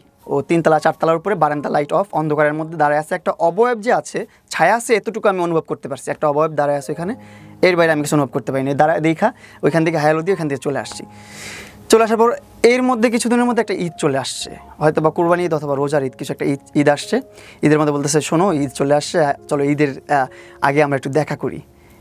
ঈদ চলে আসছে, দেখা না করলে কেমন দেখা যায়? ঠিক আছে, সমস্যা নেই, আমি তো দেখা করতেই চাচ্ছি তোমার সাথে, আমি তো চাচ্ছি তোমাকে একটু অ্যাটেনশন দিই, তোমাকে একটু সময় দিই, তোমাকে একটু ভিডিও করে দিই, সময় দিই, আমি চাচ্ছি নিজে থেকেই। কারণ তুমি এত টাকা ইনভেস্ট করতেছো আমার পিছনে, অবশ্যই কিছু কোনো না কোনো একটা উদ্দেশ্য তো আছে। কিন্তু উদ্দেশ্যটা যে এত ভয়ঙ্কর এটা আমি বুঝতে পারিনি ওই সময়। তারপর ওর কাছে আসলাম, ওর বাসায়, ওর ছাদে নিয়ে গেছে। ছাদে একদম অন্ধকার, মাস্ক পরে বসে আছে। ওর সাথে কনভারসেশন, এখানে কথা বললাম একটু, হাই হ্যালো কেমন আছো, এইটাই। পরে ওইখানে একটা ফ্রেন্ডলি হাক দিলাম। মাস্ক পরে বসে আছে বলতে? অন্ধকারের মধ্যে চলতেছে, করোনার পর। আচ্ছা, মানে মাস্ক পরাটা যুক্তিযুক্ত ছিল নাকি তোমার কাছ থেকে ফেসটা হাইড করতে চাচ্ছে? ফেসটা হাইড করাটাই মনে করি যুক্তিযুক্ত, কারণ হচ্ছে ওইখানে ছাদের মধ্যে ওর আমি ছাড়া কেউ নেই, ওইখানে করোনার আর কি আছে। তো ওইখানে একটা ফ্রেন্ডলি একটা হাগ হয়, হাগ হওয়ার পর বাই বাই চলে আসছি আমি, আমার মতন ওর মতন ছিল। কি কনভারসেশন হয় ওই সময় বসে তোমাদের? কেমন আছো, ভালো আছো, মানে নর্মাল কনভারসেশন যেটা। এটাই তোমাদের প্রথম দেখা? হ্যাঁ, প্রথম দেখা, অন্ধকারের ছাদের মধ্যে প্রথম দেখা। তারপর ওইখান থেকে চলে আসলাম। তারপর আবার যখন দেখা হয় তখন ও ছাদের উপরেই, অন্ধকারের মধ্যে। ওকে, ওটা ওদেরই বাসা ছিল? ওদেরই বাসা ছিল, হ্যাঁ। এখন যে বাসাটা আছে এই বাসার ছাদে। তারপর ও অনেক কিছু পরিকল্পনা করে রাখছিল, অনেক কিছুই করছে, অনেক কিছু হয়েছে। দেন ওইখান থেকে আমার বাসায় চলে গেছি। অনেক কিছু হয়েছে বলতে কি, মানে আমি জানি তোমাদের দুজনের সম্পর্কটা কি, বাট তোমার ইচ্ছার বিরুদ্ধে তো হয়নি, তোমারও তো ইচ্ছা ছিল। না, আমার ইচ্ছার বিরুদ্ধে কেন হবে? আমি তো তখন আমি অনেক ম্যানিপুলেট হয়ে গেছি ওই টাইমটাতে। আমার কথা হচ্ছে ওকে কিভাবে স্যাটিসফাইড করা যায়, ওকে কিভাবে খুশি করা যায়। মানে খুশি করার কথা চিন্তা করতেছো কেন? খুশ চিন্তা করতেছি, কারণ ও একজন ডাইহার্ড ফ্যান, আমাকে এত কিছু রিয়েল লাইফে গিফট করতেছে, এত কিছু করতেছে আমার জন্য, কোনো কোনো একটা উদ্দেশ্য তো আছে। এক হচ্ছে দেখা করতে হবে, নাহলে ভিডিও করে দিতে হবে, নাহলে একটা ইনফ্লুয়েন্সারের পিছনে একটা মানুষ কেন ব্যাকআপে থেকে এত টাকা ইনভেস্ট করবে? মামুন এই কথাটা চিন্তা ভাবনা মামুন করি। একটা কথা জি বলি, জি সেটা হচ্ছে আমরা যারা ছেলেরা, জি একটা ছেলেকে অনেক বেটার আমরা বুঝবো। বুঝি। আর তোমার বয়সটা আমি পার করে আসছি, 20-21 বছর সম্পর্কে আমার আইডিয়া আছে। তখন আমার 20-21 না, তখন মনে হয় 17 বছর বয়স। তাহলে তো এটা আরো ডেঞ্জারাস বয়স। প্রথম কথা, তখন বয়স সন্ধিকালে ছিল তুমি। আর যার কথা আসছে ভদ্রমহিলা, তখন তো তিনি আলটিমেটলি কত, খুব বেশি তখন 45 এর মতো বয়স। তো কিন্তু ultimately- আমি জানতাম না তখন। আচ্ছা ঠিক আছে, জানতাম না, কিন্তু তখন দেখো নাই, তখন তুমি ছাদের মধ্যে তাকে না, তাকে অন্ধকার তো না দেখি তোমাদের মধ্যে এত কিছু হয়ে গেল ছাদের উপরে। না দেখি অনেক কথোপকথন হয়েছে, অনেক কিছু হয়ে গেছে। মানে এটা কি আলটিমেটলি কি ও অ্যাপ্রোচ করছে নাকি তুমি অ্যাপ্রোচ করছো, কোনটা? ও একটু ওর দিক থেকে ওর জায়গা থেকে আমি জানি না, ওর জায়গা থেকে এটা টাফ। কারণটা হচ্ছে কি, আমাদের জায়গাটা থেকে, মানে এই কারণে বলছি যে 45 এইজের একটা মেয়ে বা ভদ্রমহিলা, সে কিন্তু আলটিমেটলি একটা ছোট বাচ্চার সাথে সে এতটা আগ্রহ দেখানোর জানে না। কিন্তু আমাকে অনেক আগ্রহ দেখাইছে, উপরে ওর সবকিছু সেটআপ করে রাখছিল, সবকিছু ওর মোতাবেকই ছিল। নিশ্চয়ই তোমাদের মধ্যে আগে থেকে ফোনে কনভারসেশন হয়েছে না, ওরকম কোনো কনভারসেশন আমি প্রথমবার যেমন মিট হয়েছে তেমনই ভাবছি। তারপর ওর সাথে কথাবার্তা বলে ওইখান থেকে আবার যখন চলে আসছি, পরের বার আমি ভাবছি সেম কথাই হবে। গেছি, যাওয়ার পর দেখি অন্যরকম পরিবেশ বানায় রাখছি। তারপর ওই বাসা থেকে বের হয়ে আসলাম, আসার পরে যখন আমি আমার বাসায় থাকতেছি, কন্টেন্ট করতেছি, এই নর্মাল লাইফ চলতেছে। আলটিমেটলি তোমরা বুঝে শুনে এরকম একটা রিলেশনশিপে যাচ্ছ, সেখানে কোনো কমিটমেন্ট ছিল? কোনো কমিটমেন্ট ছিল মানে না। কমিটমেন্ট বলতে এরকম যে না লায়লা, তুমি আমি আমার তোমাকে জীবনে ভালোবাসি বা তুমি আমাকে আসছো, ভালোবাসো। আমাদের রিলেশনশিপটা এরকম হবে এবং সেটা কমিটমেন্টের জায়গা থেকে হবে, গ্রো করবে, এরকম কোনো কিছু না ছিল? না, এরকম কোনো ধরনের কমিটমেন্ট ওর সাথে আমার ছিল না। অ্যাজ এ ফ্যান হিসাবে ওকে যতটুকু প্যাম্পার করা যায়, যতটুকু ওকে হ্যাপি করা যায় আমি চেষ্টা করছি। ওই সময়টা তার বুঝার আমার অতটুকু আমি বুঝতে পারি না, বা অতটুকু ক্যাচ করতে পারি না যে আমি কী করতেছি, কী হবে, এটার ভবিষ্যৎ কী। না কিন্তু তোমার তো 17 বছর বয়স, তোমারও তো একটা ভয়ের ব্যাপার আছে। এরকম একটা মহিলার সঙ্গে তুমি যাচ্ছ, ওর হাজবেন্ড আছে কি না, ওর বাচ্চা কাচ্চা আছে? হাজবেন্ড নাই, ও তো ক্লিয়ারই বলছে আমার হাজবেন্ড নাই, আমার কোনো কিছু নেই, আমার শুধু আম্মু আছে নিচে। কোনো তারপরে ধরো তোমাকে যদি আটকা দিতে পারতো, তোমাকে যদি আর্মি পার্সন তোমাকে একটা বিপদে ফেলে দিতে পারতো, তোমার এতটা কনফিডেন্ট পেলে? ওর সাথে তো 6-7 মাস আমার সাথে কনভারসেশন হয়ে গেছে, কথাবার্তা হয়ে গেছে। 6-7 মাস কনফিডেন্টটা পাইছো যে সামহাউ যে এখানে গেলে তোমার কোনো বিপদ হবে না? বিপদ হবে না, আমি এটা বুঝি। কোথায় থাকো তখন? আমি থাকি সাইদনগরেই। সাইদনগর, আর ও থাকে হচ্ছে বাড়িধারা ডিএইচএস। বাড়িধারা ডিএইচএস। ওকে, তারপর 6-7 মাস কনভারসেশন পর তো আমার একটা আস্থা তৈরি হয়ে গেছে ওর জন্য, যে না ওইখানে গেলে আমার কোনো সমস্যা হবে না, বিপদ হবে না, এরকম চিন্তা ভাবনা করি ওর বাসায় গিয়েছি। তারপর আমি আমার বাসায় চলে গেছি, আমরা আমাদের মতো নর্মাল লাইফ লিড করতেছি, আমি আমার মতো লাইভ করি, আমি আমার মতন কন্টেন্ট করি, ওর মতো থাকতেছে, কাজ করতেছে, আমাকে ভিডিও কল দিয়ে কথা বলে। তো ওর ভিডিও কল দেওয়াটা না তখন বেড়ে গেল অনেক, তো আমি ওইটা নর্মালিই নিছি। নর্মালি ওর সাথে অনেক ভিডিও কলে কথা বলতাম, বলতে বলতে এখন স্ন্যাক অ্যাপ চলে আসছে, স্ন্যাক অ্যাপে কাজ করছি, মানে এইভাবে অনেক দিন পার হয়ে গেছে। এর মধ্যে আমি ওর বাসায় যাই মাঝে মধ্যে বেড়াতে, ওর মা আমার বাসায় আসে মাঝে মধ্যে বেড়াতে। বাসায় গিয়ে তুমি কি পেলা প্রথমে? হ্যাঁ, ওর বাসায় গিয়ে তুমি কি পেলা ওখানে? আমি বাসায় যে কিছু পাইনি, আমি জাস্ট যে পাওয়া বলতে যে ওদের বাসার কি কে থাকে? হ্যাঁ, ওর বাসায় যে যাদেরকে পেলাম ওইখানে ছিল অনেকগুলো কাজের মেয়ে ছিল, তারপর অনেকগুলা? হ্যাঁ, অনেকগুলো কাজের মেয়ে আছে ওর বাসায়। ও বলছিল একটা ইন্টারভিউতে যে ওর 18 জন কাজের লোক আছে। আসলে ওর এরকম অনেকগুলো কাজের লোক আছে যেগুলা ওর কথায় সব কিছু করে। এখন কিছু করে বলতে এই যে আমি যে প্রিভিয়াস লাইফটা করছি, লাইফটা করার আগেই ওর কাজের বুয়া টুয়া যা আছে সব এনে দরজার সামনে এইভাবে ভিড় করে ফেলছে। লাইভে গেছি আর সব দৌড় দিছে, কাজের বোরা দৌড় দিছে, দারোয়ান দৌড় দিছে, নিচে যে লোক ছিল সব দৌড় দিয়ে চলে গেছে, লাইভের মধ্যে চলে গেছে। এতগুলা কাজের লোক বাসাতে? হ্যাঁ। মানুষ কয়জন, কি সেবা হয় এখানে? তারা মানুষ হচ্ছে আপনার 4 জন। তার জন্য 18 জন কাজের লোক? 18 জন, এখন 18 জন নাই, একটু কম আছে। আচ্ছা ঠিক আছে, ওকে। কিন্তু ওখানে গিয়ে তুমি যা দেখলা সেটাই বলো প্রথম দিন। হ্যাঁ, প্রথম দিন যেটা দেখলাম, আমি দেখলাম ওখানে 4-5 জন কাজের লোক আছে। 4-5 জন কাজের লোক। তারপর ওর একটা ছোট বাচ্চা আছে যে একটু মানসিক সমস্যা, ভারসাম্যহীন, মানে একটু হাইপার অ্যাক্টিভিটিস ওর। ওকে, হাইপার অ্যাক্টিভিটি। ওর বয়স কত ছিল ওই সময়টাতে যখন ওকে দেখছো হাইপার অ্যাক্টিভিটিস যে করছে? তার বয়স কত ছিল? ছোট ছিল, এখন তার এইজটা কারেক্টলি বলতে পারতেছি না আমি। ওকে, ছোট ছোট ছিল, আমিও খুব ছোট। ছেলে না মেয়ে বেবি? মেয়ে বেবি, দুজনেই মেয়ে বেবি ওর বাসায়। তো ওরে দেখতেছি পেম্পার করার জন্য 3-4 জন আছে। তার সাথে বাসায় পাখি পালার জন্য একজন আছে, ডগি পালার জন্য একজন আছে, এরকম ভাবে 5-6 জন কাজের লোক আছে। তো বাসায় যে দেখলাম ফ্যামিলি টেবিলি সব ওকে, ভালো, খুব সুন্দর। ছেলে মেয়ে কয়জন দেখলা? হ্যাঁ, ছেলে দেখিনি একজন। মেয়ে 2 জন ওনার? মেয়ে 2 জন, হ্যাঁ। আচ্ছা, বয়সে তোমার চেয়ে ছোট? বয়সে আমার থেকে 2জনই ছোট, আর একজন আমার সমবয়সী প্রায়। ও বললো না যে এটা আমার মেয়ে, নাকি কাজিনের মেয়ে বলে দিয়েছে? ওর তখনই বলছে আমার কাজিনের মেয়ে। যে আমার কাজিন আছে, ওর যে হাজবেন্ড ছিল, ছোট হাজবেন্ড, তাকে ওর কাজিন বলছে। আমি বলছি তাহলে ওর ছোট হাজবেন্ড বলতে মানে সেকেন্ড হাজবেন্ড, হ্যাঁ। ওকে। সেকেন্ড হাজবেন্ডটা কি বেশি আসা যাওয়া ছিল বাসায়, অনেক আসতো। তুমি যখন যেত তখনও আসতো? তো আমি এইভাবে প্রশ্ন করতাম যে উনি কে, কি হয় তোমার? বলছে এই হচ্ছে রাব্বু, আমার কাজিন হয়। আমি বলি তোর ওনার ওয়াইফ কোথায়?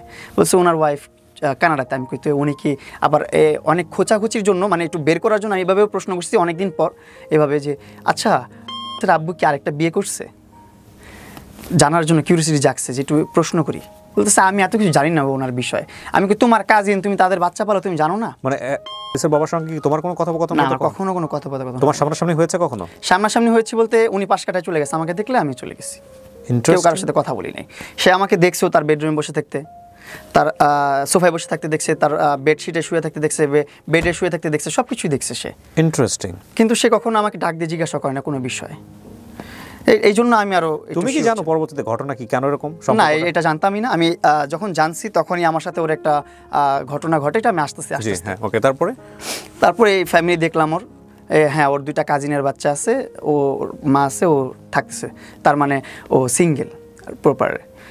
তো আমি আমার মতন লাইফ লিড করতেছি। তখন ও অনেক ডায়েট করছে, বিএলসিসিতে অ্যাডমিট হয়ে আপনার থ্রেটিং মেটিং এটা ওইটা সেটা অনেক কিছু করতেছে, মানে এইজ লুকানোর জন্য। আর এইজ ওরে আপনার সামনাসামনি দেখলে আপনি বুঝবেনই না ওর এত এইজ। ও এতভাবে মেনটেন করছে নিজেকে এমনভাবে মেনটেন করে। এখন কিছু প্রিভিয়াস কিছু ইন্টারভিউ দেখবেন যেখানে ওরে বোঝা যেতেছে কিছুটা। তো এইভাবে চলতেছে। আমি আমার মতন আমার বাসায় আসি, যাই, এইভাবে ভালো একটা সম্পর্ক, ভালো একটা বন্ডিং। তখন তোমাদের আলটিমেটলি রেগুলার যাওয়া আসা হয়। You guys acting like a boyfriend girlfriend? না, তখন নরমাল, হ্যাঁ। নরমালের মধ্যে অ্যাবনরমাল রিলেশনশিপ মোটামুটি এরকম আর কি। তো আমি আমার বাসায় থাকি, তখন স্ন্যাক অ্যাপ থেকে একটা বড় একটা অ্যামাউন্ট আসছে 2-3 মাসে, প্রায় আপনার 16-17 লাখ টাকা আসছে আমার।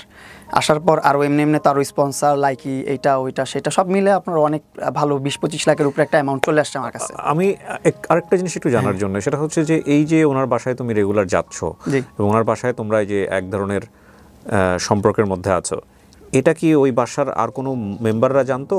সবাই তো দেখতেছে আমি আসতেছি, কাজের লোক ছাড়া সবাই, মা বা? হ্যাঁ, তার আম্মুও দেখছে, তার বাচ্চারাও দেখছে, তার মেয়ের সাথেও আমার পরিচয় হয়েছে। তার মেয়ে আমাকে এইসব ভাইয়া বলে। কি পরিচয়, মানে পরিচয়? তার কাজিন, আমার ভাই বোন, আমার বোন। বাট তোমাদের ইন্টিমেসি দেখে তো আলটিমেটলি পুরো দুনিয়ার লোকজনই জানে যে আলটিমেটলি তোমাদের সম্পর্ক এরকম না। মানে তারা আমার ভাই বোন সম্পর্ক। ওনার মায়ের জায়গা থেকে তোমার সাথে সম্পর্কটা কেমন ছিল? ওনার মা তোমাকে কি হিসেবে দেখতো? ওনার মা আমার সাথে কথা বলতো না, ওনার মার সাথে আমিও কথা বলতাম না। কিন্তু ওনার মেয়েদের সাথে আমার কনভারসেশন হতো। ওনার মেয়েরা আমাকে ভাইয়া বলে ডাকতো, আমি তার মেয়েদেরকে বোন বলে ডাকতাম।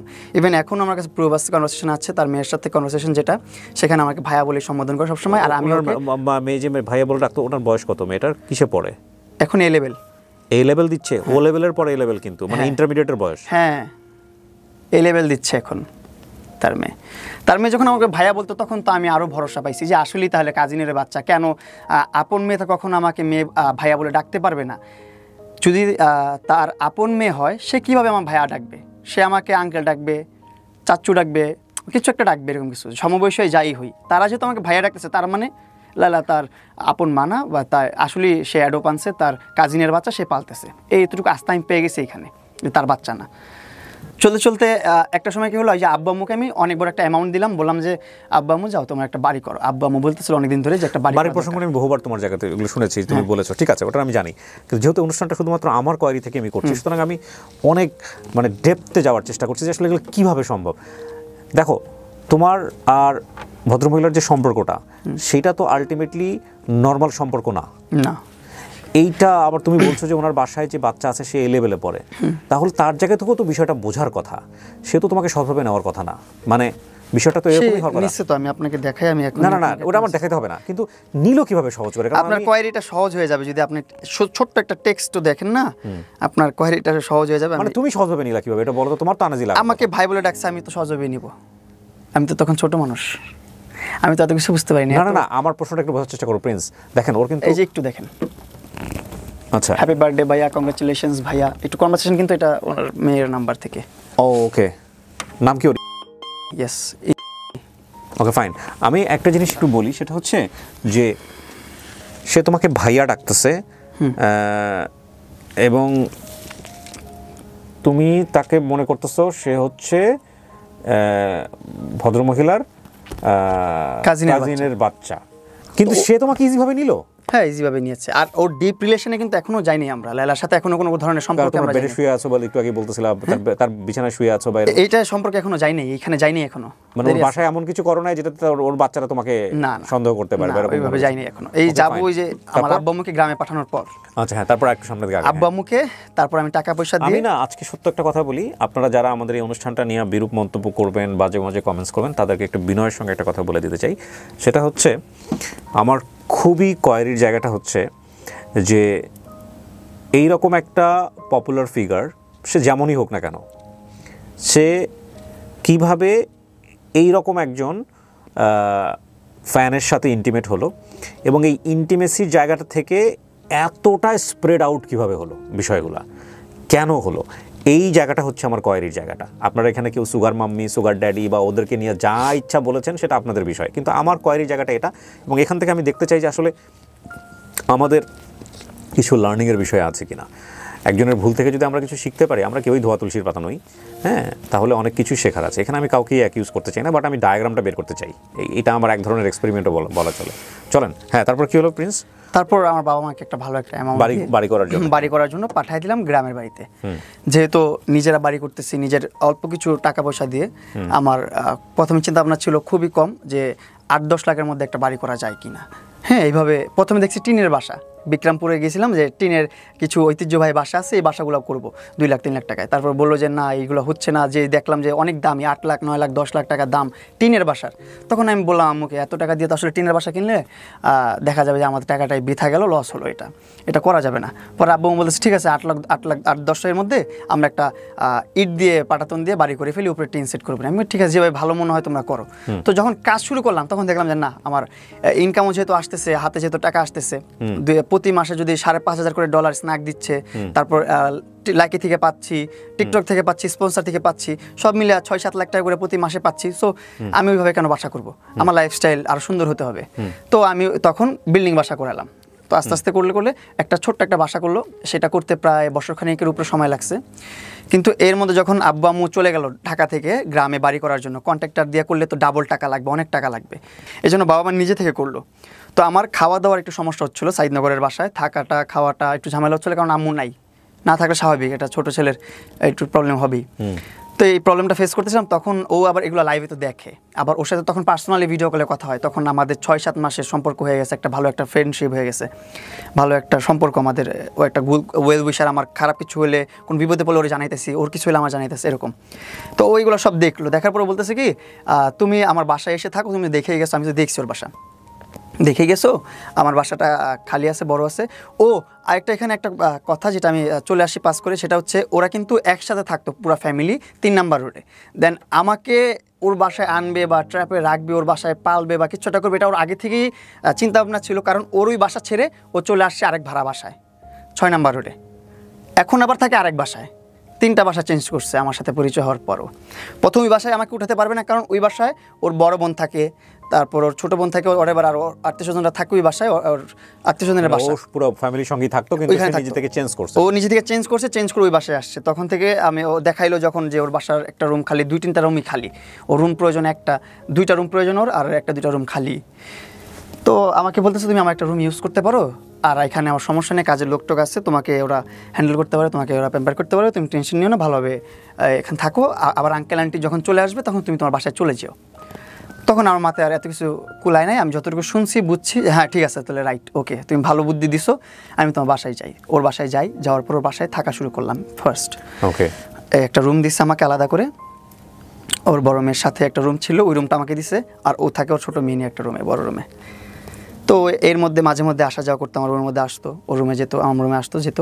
এর মধ্যে আমাদের আসলে সম্পর্কটা আস্তে আস্তে ঘনিষ্ঠ শুরু হলো। এইভাবে এক বাসায় থাকলে যেটা হয়, হ্যাঁ এক বাসায় থাকলে যেটা হয় আর কি, ও যেটা প্ল্যান করছে ওটাই হচ্ছে। তো আস্তে আস্তে সম্পর্ক ঘনিষ্ঠ হচ্ছে।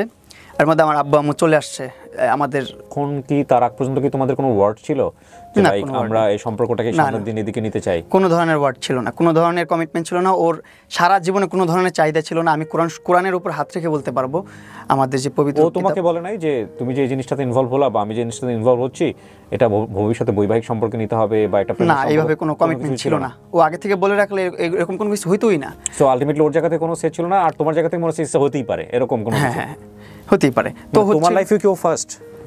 না, আমার লাইফে আমাদের ফ্রেন্ড সার্কেল, আমার তো তখন অনেক ছোট বয়স, আর আমি তখন যে কারণে জিজ্ঞেস করছি যে মানে তোমার কি তুমি যে ধরনের আমার সম্পর্কে কাছে যাচ্ছ বিষয়টা অত বেশি এক্সক্লুসিভ না। ওকে ফাইন, আমি আসলে অনেক কিছু এখানে ভাষায় আপনাদের বুঝে নিতে হবে।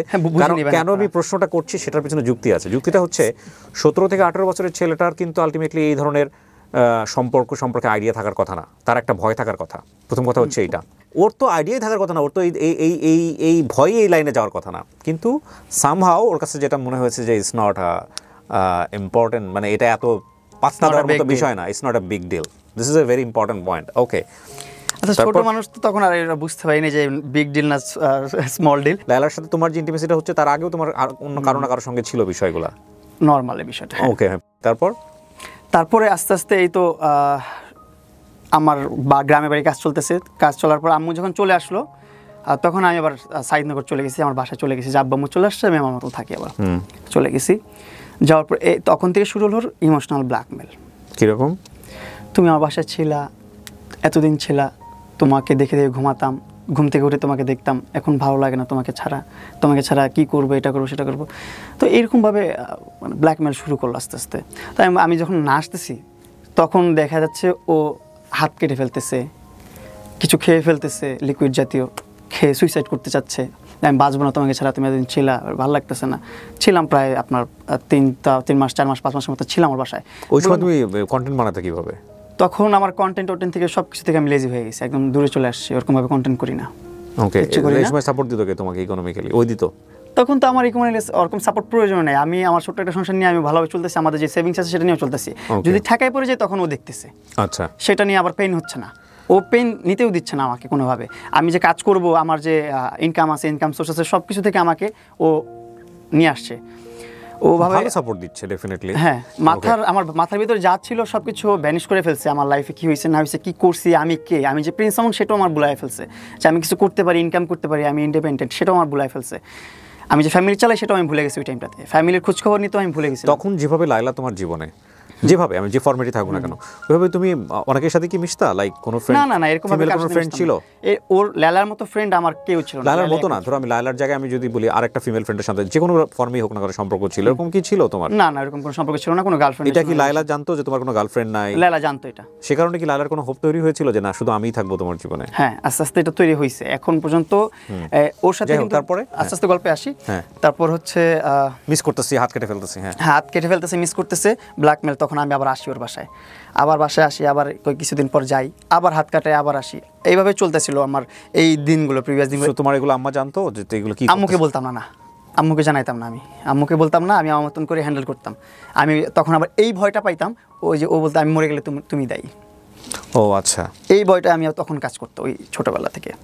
তো এই আস্তে আস্তে লাইফটা এইভাবেই আগাচ্ছে। এর মধ্যে ওর সাথে কয়েকশো বার ওর বাসা থেকে চলে গেছি, কয়েকশো বার ও ব্ল্যাকমেল করে নিয়ে আসছে। হয়তো ইমোশনালি, ধরনটা কেমন ছিল? ওই যে ইমোশনালি, নাহলে হচ্ছে সুইসাইড করবে, ছাদ থেকে লাফ দিবে। আর ওর ছাদ তো খোলামেলা, ও লাফ দিয়ে পড়েও যেতে পারে। আমি এই ভয়গুলো পেতাম ওই টাইমটাতে।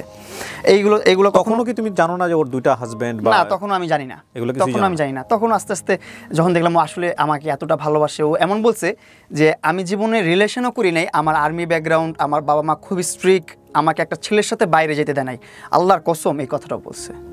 আমি কসম কেটে বলতেছি, অনেকে বিশ্বাস করবে না এই কথাগুলো, বলবে তুই এত পাকনা ছিলি, এটা জানিস না কেন।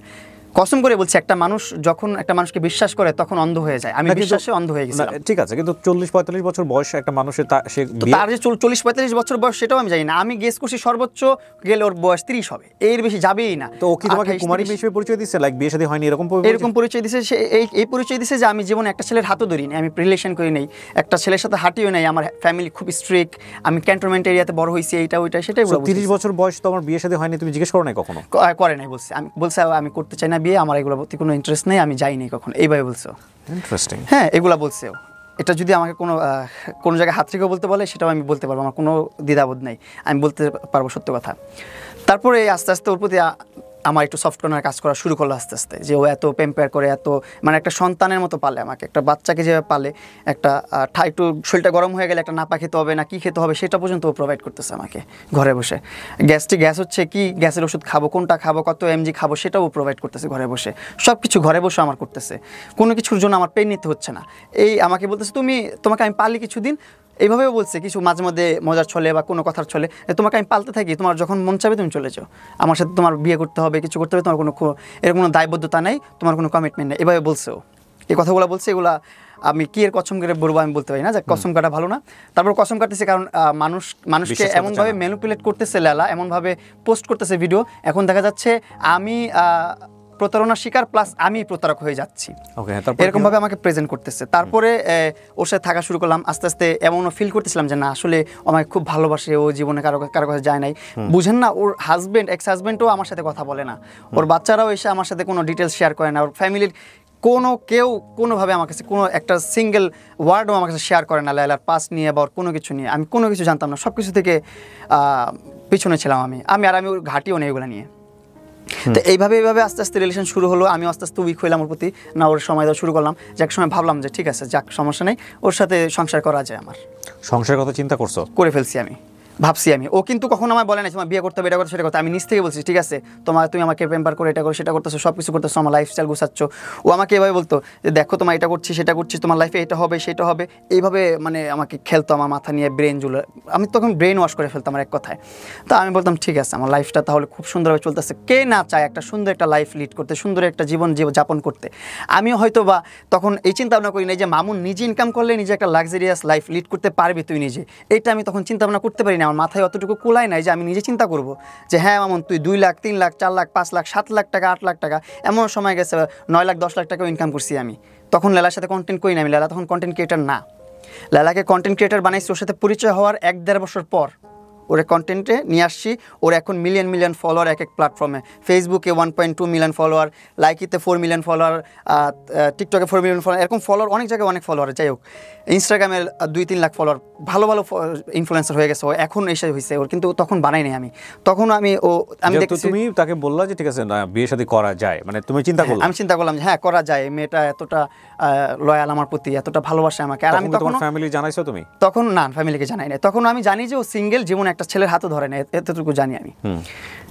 তো আস্তে আস্তে এভাবে চলছে, আগাচ্ছে, কিন্তু দিন শেষে আমি যখন দেখলাম না প্রমাণ হয়েছে আপনার 2023 সালে যে ওর সাথে একটা মারামারির ঘটনা হয়েছে আমার, তুমি গায়ে হাত তুলছিলা? আমি গায়ে হাত তুলছি, কিন্তু আমি গায়ে হাত তোলার আগেও আমার গায়ে হাত তুলছে, সেটা আর প্রকাশ করে নাই কেউ, সেটা ও প্রকাশ করে নাই। একটা ছেলে কম ক্ষোভে কি হাত নাড়ে, কম ক্ষোভে কি লাইভে আসে?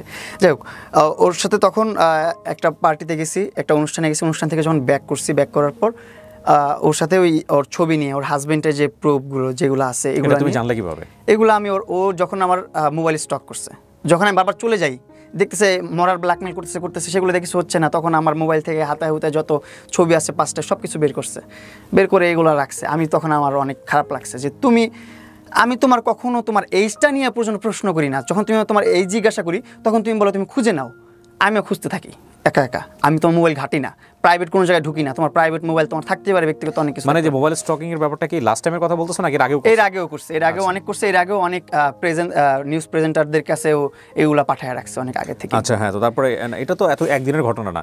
প্রথম যেটা হলো যে তোমাদেরকে আমরা সামাজিক যোগাযোগ মাধ্যমে চেনা শুরু করলাম, দুজন একসাথে মুভ করা, তারপরে ওর সাথে যখন মনে করলাম যে না থাকা যায়, তারপর আস্তে আস্তে বিয়ে শাদী করব, তখন ওরে কন্টেন্ট করে দেওয়া শুরু করলাম, ওরে কন্টেন্ট করে দিয়ে যে ভাবলাম ওর একটু প্রতিষ্ঠিত করে দিই অনলাইনে, ও আর আমি মিলে একসাথে কিছু একটা করবো অনলাইনে, ভালো কিছু করবো, ভালো কিছু দেখানো যাবে, ভালো আর্নিংও করা যাবে সোশ্যাল মিডিয়া। তোমার মাথায় আসা উচিত না, তোমার বয়স 17, ওর বয়স 30, তোমাদের ডিফারেন্স হচ্ছে 13 বছরের বেশি সময়। অন্ধ হয়ে গেছে আমি তখন, 13 বছর না, আমার বয়স প্রায় না 30 তুমি জানো, 30 তুমি জানো, যে কারণে তোমার জানার জায়গা থেকে আমি প্রশ্নটা 13 বছরটা আমার কাছে খুব নরমাল লাগছে, 10-13 বছর এগুলো থাকে। বাংলাদেশের সোসাইটি কিন্তু একটা বিশাল রকমের চ্যালেঞ্জ ফেস করতে হবে, তোমার এটা মাথায় আসে না যে এই একটা ভদ্রমহিলাকে নিয়ে আমি মুভ করবো? প্রথমে কিন্তু আমি এগুলো চিন্তা ভাবনা করি না যে ওর সাথে আমি একটা রিলেশনে যাব বা ওর সাথে একটা ভবিষ্যৎ পরিকল্পনা করবে, এরকম কোনো চিন্তা ভাবনা আমার। তোমার তার আচরণ দেখে ভালো ছিল, হ্যাঁ মনে হচ্ছে সে আমাকে ম্যানিপুলেট করে ফেলছে, তার সাথে চলার জন্য, তার সাথে থাকার জন্য, তার সাথে সংসার বাঁধার জন্য সে অলরেডি করে ফেলছে। ম্যানিপুলেট কেন বলতেছো? সে তো তোমাকে এখনো ভালোবাসে। ভালোবাসে তোমার জন্য সে ভয়ঙ্কর লেভেলের ক্রেজি। এটা ভালোবাসা হতে ম্যাড পারে লাভ কোনো? বলে একটা ছবি আছে, তুমি যদি এখন ম্যাচিউর হয়েছো দেখে নিও সময় পেলে, ম্যাড লাভ বা ম্যাড জোয়ান সম্ভবত ইটালিয়ান ভাষায়, মানে সেখানে কি ভালোবাসার জেল বিভিন্ন খাটাইছিল? রকমের ভালোবাসা। জেল জেল খাটাইছিল? খাটানো তো নর্মাল বিষয়, মেরে পর্যন্ত ফেলে, তুমি জানো লাভের বিভিন্ন ফর্ম আছে, হয়তো তুমি জানো না। যাই হোক, শোনো, তোমার জন্য যদি সে ক্রেজি না হইতো তাহলে সে এত কিছু করতো না। প্রথম কথা হচ্ছে এটা আমি আমার জায়গা থেকে যেটা বুঝি। হ্যাঁ, আমার বোঝা ভুল থাকতে পারে, এখন তুমি অ্যাকসেপ্ট করতে পারছো না, সেটা তুমি তোমার দুজনের সিঙ্ক হচ্ছে না। তুমি জায়গা থেকে তুমি প্রশ্ন করতে পারো যে না, ভালোবাসাটা কেন এরকম হবে, আমি যাকে ভালোবাসবো তাকে আমি কেন হিট করব, আমি যাকে ভালোবাসবো কেন আমি তাকে কেন বিপদে ফেলবো, ভালোবাসে বলেই মানুষ এটা করতে পারে অনেক সময়। আমার ভালোবাসার ধরনটা অন্যরকম, আমি আমার ভালোবাসার ধরন হয়তো বা অন্যরকম হয়ে গেছে, ম্যাচ করছে না, ইন্টারেস্টের জায়গা ডিফারেন্ট হয়ে গেছে, that's a different thing. But আমার ভালোবাসার জায়গাটা হচ্ছে কি প্রিয় ভাই, আমি আমার ভালোবাসার মানুষের জন্য দুনিয়াটা উল্টে দিতে পারবো, আমি দুনিয়া ধ্বংস করে দিতে পারবো, কিন্তু আমার ভালোবাসার মানুষের একটা চুলের ফুটা লাগতে দেবো না, চুল উঠতে দেবো না আমি আমার ভালোবাসার মানুষের। যতক্ষণ পর্যন্ত সেটা প্লিজেন্ট সম্পর্ক থাকে, শান্তিদায়ক সম্পর্ক থাকে। আমার সাথে যদি আমার পার্টনার সুখী না হয়, সে যদি আমাকে না চায়, তুমি দেখো এটা তাকে আমি জোর করে রাখবো কেন? তুমি পয়েন্টে স্টিক থাকতে পারবে না। কেন পারবে না? তুমি একটু আগে বলছো লায়লাকে তুমি বিয়ের কথা চিন্তা করছো, হ্যাঁ করছি তো। বিয়ের কথা কখন একটা মানুষকে চিন্তা করে যখন তুমি তাকে লাভ করো, সেই লায়লাকে কি তুমি এখন লাভ করো? এখন করি না। এটা আস্তে আস্তে স্টেপ বাই স্টেপ আসতে থাকলে, আচ্ছা আসুক, চলো। হ্যাঁ, তারপরে আসতে থাকলে আপনি বুঝতে পারবেন যে কতটা তিক্ততার কারণে আমি তাকে ঘৃণা করি, এখন কতটা তিক্ততার কারণে ভালোবাসার জায়গাটা নষ্ট হয়ে গেছে। তখনও তুমি জানো না যে আলটিমেটলি সে হচ্ছে তার আর দুটো বিয়ে ছিল। সো তুমি এটা জানলা কিভাবে, আমাকে এটা বলো। হ্যাঁ, এটা জানলাম আমি ওই যখন আমার মোবাইল স্টকিং করলো, তখন আমি ওর মোবাইল একদিন স্টকিং শুরু করলাম, ওর গুগল ফটোস টটোস সব নামায়া ওর জিমেল দিয়ে সব খুঁজলাম, বের করে দেখলাম সব কিছু আমার যত প্রকার ওর সাথে ব্যক্তিগত মোমেন্ট আছে সেগুলোর ভিডিও রাখছে, ছবিও রাখছে। তারপর ওইখানে ব্যক্তিগত মোমেন্টের ভিডিওগুলো করতো কে? ওই করতো, আমি তো ঘুমায় থাকতাম, করে থাকতাম, এগুলো পোস্টও করছে ফেসবুকে। আরও অনেক কিছু আছে যেগুলো এখনও পোস্ট করে নাই, হুমকির মুখে আসি যে পোস্ট করতে পারে যে কোনো সময়। তারপর ওইখানে ওর হাজব্যান্ডের এনআইডি কার্ড, ওর এনআইডি কার্ড, হাজব্যান্ডের সাথে কাগজ, ওর কাগজ সব কিছু আমি ওই ফাইলের মধ্যে পাই, ফোল্ডারের মধ্যে আমার কাছে আছে, আমি আপনাকে দেখাবো। সো তুমি এগুলো নিয়ে নিয়েছো? আমি এগুলো নিয়ে নিচ্ছি ট্রান্সফার করে, যেহেতু আমারটা স্টকিং করছে আমিও স্টকিং করে ফেলছি। করার পর আমি পাওয়ার পর থেকে তো আমার মনে মানে ভিতরে ভেঙে চুরে গেছে, একদম সব কিছু তছনছ হয়ে গেছে। আমি এতদিন ধরে কি বোকার স্বর্গে বসবাস করলাম, কি বুঝাইলো আমারে, কি বুঝা চললাম আমি। যে বলছে একটা পুরুষের হাত ধরে নেয়, সে দুইটা সংসার করে ফেলছে, আবার দুইটা সংসারে দুইটা বাবু আছে, দুইটা বাবু কি আকাশ থেকে পড়ছে, তার সাথে যদি সংসার না করে সে? জিজ্ঞেস করলাম না বিষয়টা নিয়ে, সেগুলো আমি তখন আর জিজ্ঞাসা করি নাই, যেহেতু আমি গোপনে দেখছি, গোপনে রাখছি মোবাইল ছবিগুলো। তো এই মোমেন্টে আমি যখন ওর সাথে একটা কথা তর্ক বিতর্কের মধ্যে গাড়ির মধ্যে আমি একটা অনুষ্ঠানে গেছিলাম, অনুষ্ঠানে যে সেখানে আমরা হালকা পাতলা একটু পার্টি করছি, ও পার্টি করছে, আমি পার্টি করছি, সবাই মিলে জিলে অনেক কিছু খাওয়া দাওয়া করে ওইখান থেকে বাসায় ব্যাক করছি। ব্যাক করার পর আমি বলছি বাসায় চলে যাও, আমি একটু বাসায় পরে আসতেছি। আমার একটা ভাই ফোন দিচ্ছে, যেখানে আমি একটু যা মিট করবো, আড্ডা মারবো, গল্প করবো, তারপর আমি আসতেছি, একটা একাকিত্ব সময় কাটায় আসি, কারণ এমনিতে ভালো লাগতেছে, মনের অবস্থাও ভালো না। তো ওই টাইমটাতে ও বলতেছে তুমি যাইতে পারবো না এখন আমার এখান থেকে সরে, আমাকে নিয়ে তোমাকে যেতে হবে। আমি তোমাকে নিয়ে আমি যাবো না ওইখানে, আমার ওটা ব্যক্তিগত সময়, আমি ওখানে টাইম পাস করবো, এখানে আমার সময়টা কাটাবো, এখানে আমি তোমাকে নিয়ে যাবো না। আমি বলছে না তুমি যেতে পারবো না, তুমি কোন মেয়ের সাথে যাবে, এটা করবা সেটা করবা। আমি তখনই ওই প্রসঙ্গে আমি ওর হাজবেন্ড টান দিছি, হাজবেন্ডের কথা নিয়ে রাখছি। ওকে, আমি মেয়ে নিয়ে যাবো না, কি নিয়ে যাবে, এত টেনশন করতেছো তুমি যে দুইটা সংসার করে আসছো, এগুলো সেগুলো কে বলো। তখনই ওর মাথা টাস করে বাড়ি খেয়ে গেলো, কি করবে ও, তখনই ও পাগল হয়ে গেছে। ওই টাইমটাতেই আমার একটা চড় মেরা দিল, যে কী বলিস এইসব, আমার ওর প্রুফ দেখাই নাই, প্রুফটা বাইর করছি, এর মধ্যে চরমাই দিছে, এই তো চরমাইরা চুল টান দিছে, আমার মাথা নষ্ট হয়ে গেছে। আর ওর ফেসে মাল্টি সার্জারি করা, অনেক প্রকারের সার্জারি করছে, অনেক প্রকারের ট্রিটমেন্ট নিচ্ছে ওর ফেসে, থ্রেটিং, বুটক্স, এটা ওইটা সেইটা। তো ওর মুখে ও যেভাবে চর মারছে আমাকে, আমিও সেম চরটাই মারছি ওকে। তো ওর মুখে রক্ত জমাট হয়ে গেছে, আমার মুখে রক্ত জমাট হয় না, কিন্তু আমার মুখে এগুলো নখের দাগ পড়ে গেছিলো এইসব জায়গা দিয়ে, যে খামচি পড়ছে, থাপড়াইছে আমারে, থাপড় দিচ্ছে, চুল ধরে টান দিচ্ছে, এগুলো দাগ পড়ে গেছিলো। তারপরে ওই বাসা থেকে বের হয়ে চলে আসছি, আমি মারামারি হলো, ওর বাসা থেকে চলে আসছি। পরের দিন অ্যাটেম্পট টু মার্ডার মামলা দিছে আমাকে। পরের দিন? কত সালে এটা? ওই 23 সালে। ওই যে আমি এখন তো বুঝে গেছে, এখন আর মামুনকে আটকা রাখা যাবে না, কারণ মামুনের কাছে সব রিভিল হয়ে গেছে। মামুন সব মামলা তো ওই দিনই দিল কি তোমার নামে? হ্যাঁ, ওই দিনই দিল। ওই দিন তো লাইভ করলো, আমরা যতদূর জানি এটা লাইভ করেই মামলা করছে, লাইভ করেই সাথে সাথে ক্যান্টনমেন্ট থানায় চলে গেছে, মামলা করে ফেলছে। ক্যান্টনমেন্ট থানা মানে কোন ডিবি হারুনের সহায়তা ওই সময় নিছে না? হ্যাঁ, ওই সময় থেকে ওই সময় ডিবি হারুনের সহায়তা নেয় না, কিন্তু ডিবি হারুনের সহায়তা নিয়েছে, যে আমি লাস্ট জেলে গেলাম ওই টাইমটা, ওই সময়টাতে। আচ্ছা ফাইন, তো তাহলে তা মামলা হয় প্রথম 2023 সালে। 23 সালে অ্যাটেম্পট টু মার্ডার মামলা। অ্যাটেম্পট টু মার্ডার মামলা। ওকে, এটা তুমি জানো কিভাবে? এটা জানতে পারি আমার ক্যান্টনমেন্টের ওইদিকে আমাকে পুলিশরা আটকাইছে। আটকানোর পর আমি বলছি আপনার নামে তো মামলা হয়ে গেছে, আপনাকে তো যে কোনো মুহূর্তে ধরবে, হ্যাঁ আপনি যেভাবে পারেন এটা কনসাল্ট করেন, সলভ করেন, পুলিশ বলতেছে আমাকে। সেটা একটা এমনিতে একটা ডিউটি ছাড়া বা ডিউটিতে রাস্তার মধ্যে দেখা হয়েছে একজন ফ্যান পুলিশ বলতে পারেন, যে আমার ভিডিও দেখে। তোমার মামলা করে তোমাকে জানায় নাই? সে জানায় নাই, কিন্তু আমি জানতে পারছি আলাদা থার্ড পার্সন থেকে। জানতে পারার পর আমি তো তখন একটু ভয় পেয়ে গেলাম, কিরা আমার নামে টুনটু মার্ডার মামলা করছে, বলছে তোমার জেল হতে পারে এই মামলায়। তখন তো আমি ভয় পেয়ে গেলাম, তখন আবার ওর সাথে কন্ট্যাক্ট করলাম যে কী করলে, এগুলো কেন করতেছো। পরে অনেকবার মিশতে আসতেছে, আমি মিশতে চাইতেছি না। পরে আবার অনেকে বুঝাইতেছে আমাকে যে না, মেশাটা তোর খুব জরুরি, না মিশলে তুই জেল খাটবি। তখন আবার মিশলাম ওর সাথে, আবার সম্পর্কে গেলাম, আবার ভালো একটা সম্পর্কে যাওয়ার পর এই মিলমিশ কি তোমার আরেক বিভিন্ন ওই যে স্যান্ডিশা আসলো, ওই স্যান্ডিশাটা এরা এসে হ্যাঁ এরা এসে মিলাই দিল। তারপর আরও অনেকেই ছিল বিহাইন্ডে যারা মিলাই দিছে থেকে। মিলাই দেওয়ার পর মিললাম যে মামলা উঠাই দেবে, ঠিক আছে, লাইফটা নষ্ট করার দরকার নেই, মামলা উঠাই নেক, বিয়ে শাদী করা লাগবে না, কোনো কিছু করা লাগবে না, এরকম কোনো কমিটমেন্ট নাই যে বিয়ে করতে হবে, মামলা তুলে নেবে, আমার কোনো কমিটমেন্ট নাই তখনও। তো ওকে ঠিক আছে, মামলা তুলে নাও। গেলাম, মামলা কিন্তু তুলে নেয়। ও বলছে মামলা তুলে নিছি, মামলা শেষ, কিন্তু আমি জানি না যে মামলা তুলে নেই। আমার যেতে হবে কিনা, বলে না যাওয়া লাগবে না, আমি টাকা দিয়ে সব সলভ করে ফেলছি, আমার অ্যাডভোকেট আমার লয়ার সব কিছু করে ফেলছে, তোমার টেনশন নেই, কিছু নেই। তোমার কোনো ফোন আসে, তোমার কোনো ডিস্টার্ব হয়েছে? আমি কই না, আসলে কোনো ফোন আসে নাই, কোনো ধরনের ডিস্টার্ব, কোনো ধরনের নোটিস আমার কাছে আসেনি, কিন্তু মামলা কিন্তু চলতেছে। ওর টাকা পয়সা দিয়ে ওইগুলো নোটিস আসবে আমার কাছে, এগুলো বন্ধ রাখছে, যে নোটিস আমার কাছে না আসে। এই চলতে চলতে চলতে চলতে চলতে চলতে দেখি ও মামলা আর তুলে না। তো এর মধ্যে হুট করে ওর বাচ্চাদের নিয়ে একটা ঝগড়া হয়েছে ওর সাথে আমার। যেমন ওর কাছে আমি একটা অ্যামাউন্ট রাখছি, অ্যামাউন্টটা ওরে দিছি, একটা প্রমোশনের কাজ করার পর একটা বড় একটা অ্যামাউন্ট পেয়েছি, অ্যামাউন্টটা ওর কাছে দিচ্ছি। দেওয়ার পর ওই অ্যামাউন্টটা ওর বাচ্চাদের কাজের বুয়াদের স্যালারি দিচ্ছে ওই অ্যামাউন্ট থেকে। তখন ওর পার্সোনাল ব্যক্তিগতর জন্য ব্যবহার করলে আমার কোনো ধরনের অবজেকশন ছিল না, যেহেতু ও বলছে যে এইগুলো ওদের বাচ্চারা টানে, ওদের বাবারা ওদের খরচ চালায়, এটা করে সেটা করে। তখন আমি একটু মানে খোঁচাখুচি করছি যে হ্যাঁ তোমার ওদের বাবারা যেহেতু দেখে, তুমি আমার টাকা কেন ওদেরকে দিলা, আমার টাকা তুমি আমার ব্যাংকে ট্রান্সফার করো না, এখন 3-4 দিন হয়ে গেছে আমার ব্যাংকে কেন আমার টাকা আসেনি। এইগুলো নিয়ে একটু তর্ক বিতর্ক হয়ে আমি অভিমান করে 2 দিন খাবার খাই না ওর বাসায়। আমি গুলশান 2-এ চলে গেছি হাঁটতে হাঁটতে, যে ওইখানে খাবার খেয়ে ওইখান থেকে আবার হাঁটতে হাঁটতে বাসায় আসছি। এত জিদ, ওর বাসায় ভাত খাবো না আমি, ওর সাথে বাসায় থাকতা কিন্তু খাইতাম না, রাগ হয়ে আসছে। আমি এখন কী করবো, ওখানে ওই ছুটেও যেতে পারতেছি না। তো ওই টাইমটাতে পরের দিন আমি পাবজি খেলতেছি, আমি পাবজিতে খুব অ্যাডিক্টেড ছিলাম, পাবজি খেলতাম সারাদিন বসে বসে। আচ্ছা মামুন, তোমার লেখাপড়াটা শেষ হয়ে গেলো কোন ক্লাস থাকতে? আমার লেখাপড়া শেষ হয়েছে এসএসসি থেকে, এটা ঢাকা আইডিয়াল থেকে। আচ্ছা, তো তারপরে তোমার হচ্ছে আর পড়াশোনা তুমি করলা না?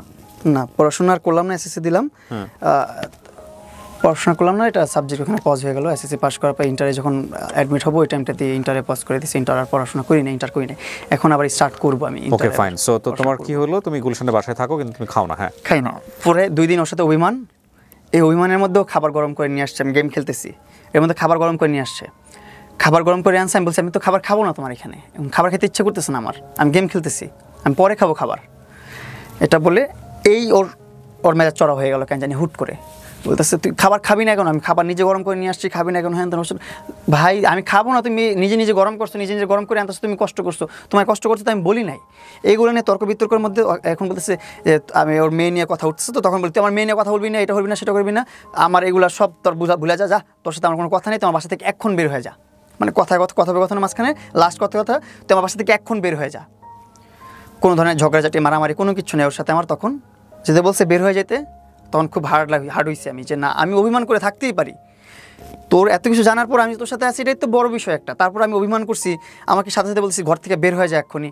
আমি আবার বলছি ঠিক আছে, আমি আমার জিনিসপত্র নিয়ে আমি ঘর থেকে বের হয়ে চলে আসছি, এক কাপড়ে বের হয়ে চলে আসছি। চলে আসার পর আমি ঢাকায় 1 মাস ছিলাম, রোজার মাস, তারপর রোজার ঈদ কাটাইলাম গ্রামে কাটানোর পর আবার ঢাকা আসছি। ঢাকা এসে মাসুদ ভাইয়ের সাথে কন্ট্যাক্ট করলাম, মাসুদ ভাইয়ের সাথে কথা বললাম, মাসুদ ভাই একটু আইডিয়া দিল বিজনেস। মাসুদ খান, উনি একজন বিউটি এক্সপার্ট, বাংলাদেশের মধ্যে ভালো একজন বিউটি এক্সপার্ট, মেকআপ আর্টিস্ট। তো ওনার ধারা আমি একটা বিজনেস শুরু করলাম বসুন্ধরা আবাসিকের মেইন রোডে প্রিন্স কাট সেলুন। এটার গ্র্যান্ড ওপেনিং করব, ওই টাইমটাতে আমি আবার লায়লাকে ডাকাইছি যে থাক, একটা ভালো একটা সময়, খারাপ একটা সময়, যে সময় ছিল আমার একটা ভালো একটা মোমেন্টও থাকুক, ওরে নিয়ে আসি। একসাথে এনে ওরে নিয়ে গ্র্যান্ড ওপেনিং করলাম। করার পর দেখে কি আমার নামে ওয়ারেন্ট বেরোইছে। ওয়ারেন্ট কিসের? ওই যে 2023 সালে অ্যাটেম্প টু মার্ডার মামলা করছে, ওই অ্যাটেম্প টু মার্ডারের ওয়ারেন্ট বেরিয়েছে। এটা গ্র্যান্ড ওপেনিংয়ের আগে অ্যাটেম্প টু মার্ডারের মামলা বেরিয়েছে, ওয়ারেন্ট বেরিয়েছে। ওয়ারেন্ট বের হওয়ার পর এখন তো আমি ভয় পেয়ে গেছি অনেক, কিরে ওয়ারেন্ট বের হয়ে গেল, গ্রেফতারি পরোয়ানা বের হয়েছে, আমাকে অ্যারেস্ট করবে এখনই। পরে আমি তো এখন কি করব? পরে মাসুদ ভাইয়ের সাথে কনসাল্ট করলাম, ভাই বিজনেসটা স্টার্ট করতেছে, কীভাবে কী করবো, সব তো নষ্ট হয়ে যাবে, সব তো। পরে মাসুদ ভাই লয়ারদের সাথে কথাবার্তা বলে উনি আমাদেরকে, আমি স্যারেন্ডার করছি কোর্টে স্যারেন্ডার করে আমি আমার যে বক্তব্য সেটা পেশ করছে আমার লয়ার। পেশ করার পর আদালত মনে করছে যে হ্যাঁ এটা জামিনযোগ্য, জামিন দিয়ে দিছে। জামিনটা পাওয়ার পর ওর নিয়ে গ্র্যান্ড ওপেনিং করছি, জামিন পাওয়ার পর গ্র্যান্ড ওপেনিং করছে। তখন সঙ্গে সঙ্গে তুমি ওকে ধরো নাই যে তুমি এটা কেন ওয়ারেন্ট বের হইলো বা কি অবস্থা? এটা নিয়ে আর প্রশ্নই করি না, ওর সাথে থাকি না, আমি ওর সাথে তো কথা বলি না আমি আর। ও তখন তুমি থাকো না? না, কথা বলি না। তো ওকে নিয়ে কেন গ্র্যান্ড ওপেনিং করলা তাহলে? ওই যে মনে করলাম যে একটা শুভাকাঙ্ক্ষী হিসেবে ওরে নিয়ে আসি, গ্র্যান্ড ওপেনিং করাই। আমার জীবনের প্রথম বিজনেস, প্রথম একটা ভালো কাজ করতেছি, প্রথম কিছু একটা হচ্ছে, আমার প্রতিষ্ঠান হচ্ছে, একটু নিয়ে আসি, সবাই থাকুক, মুক্কা লাগালি না করে।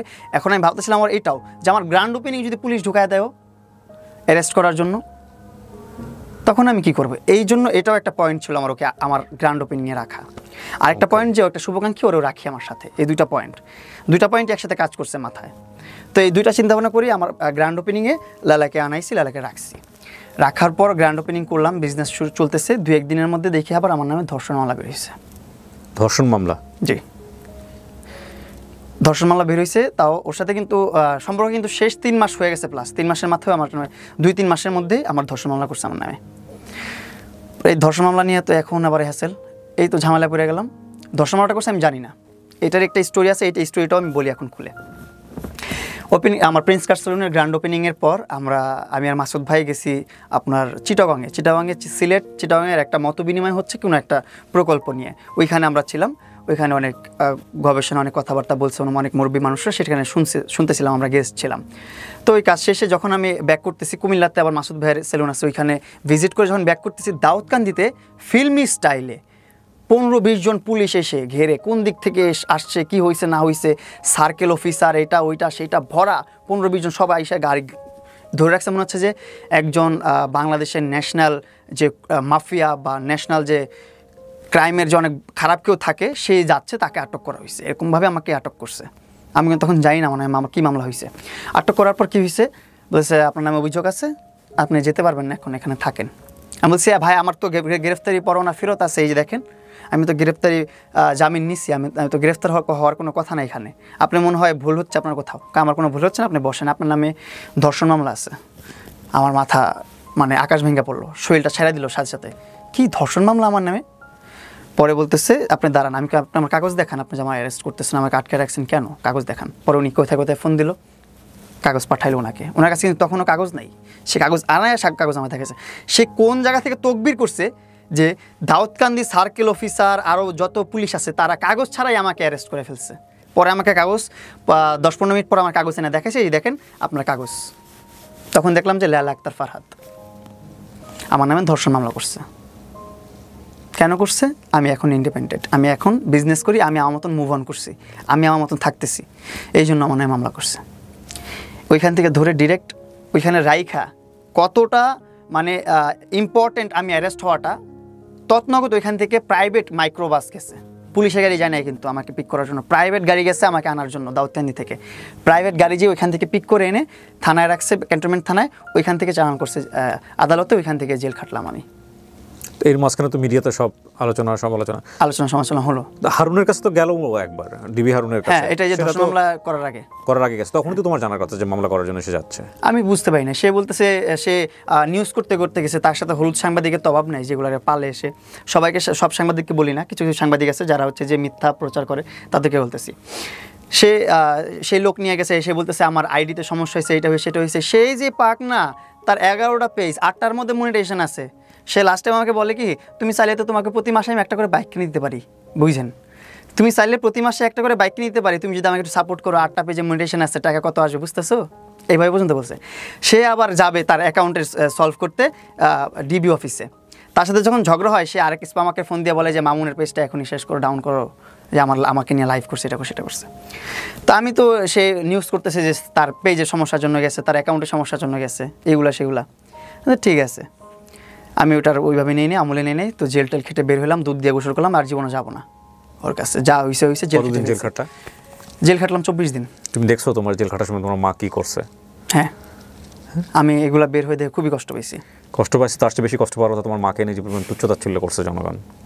করছে আমার আম্মুকে নিয়ে তুচ্ছতা ছিল আসলে আমার আম্মুরা তো অনেক ব্যাক স্টেজে কেন করছে জানো ব্যাকডেটেড মানুষ তো না ব্যাকডেটেড না এটা কেন করছে প্রিন্স জানো কথা গুছায় বলতে পারে না কথা গোছানোর জন্য না তোমরা যখন তোমাদের তো আজকে ধরো নতুন না আমরা জানি তোমাদের সোশ্যাল মিডিয়াতে তোমরা যেভাবে মুভ করছো তোমার আম্মাকেও জড়াইছো এটার মধ্যে তোমার আম্মা কিন্তু তোমাদেরকে নিয়ে বলতো কমেন্ট করতো যে না ঠিক আছে থাকুক বয়স একটু বেশি ওদের দুজনেরই মাথা গরম এই কথা আম্মু করতো কারণ হচ্ছে আম্মু বলতো যে মামুন যেভাবে হ্যাপি থাকি মামুন যেভাবে না কিন্তু সেটা অন্য তোমার আম্মাকে মিডিয়া টানার তো কোনো প্রয়োজনই ছিল না এটা কেন করছো যে কারণে তোমার আম্মা যখন তোমার জন্য রাস্তায় নামলো তখন কিন্তু তোমার আম্মাও বিভিন্ন রকমের কটু কথা শিকার হয়েছে মানুষের দ্বারা মানে ধরো ও কিন্তু ওর বাচ্চাদেরকে বা ওর ফ্যামিলির কাউকে কখনো মিডিয়াতে সামনে আনে নাই খেয়াল করছো যখন কোনো ইন্টারভিউ দিছে আজ পর্যন্ত কোনো জায়গাতে যতবার ওনাকে প্রশ্ন করা হয়েছে উনি বলছে ফুল স্টপ স্মার্টলি থামাই দেয় প্রেজেন্টারকে যে এর বাইরে নিয়ে কোনো কথা হবে না এখানে একটা বিষয় তুমি তোমার মাকে জড়াইছো আমি আমার মাকে জড়াইতে চাইনি কখনো আমি আমার মাকে নিয়ে ওরকমভাবে কখনো কোনো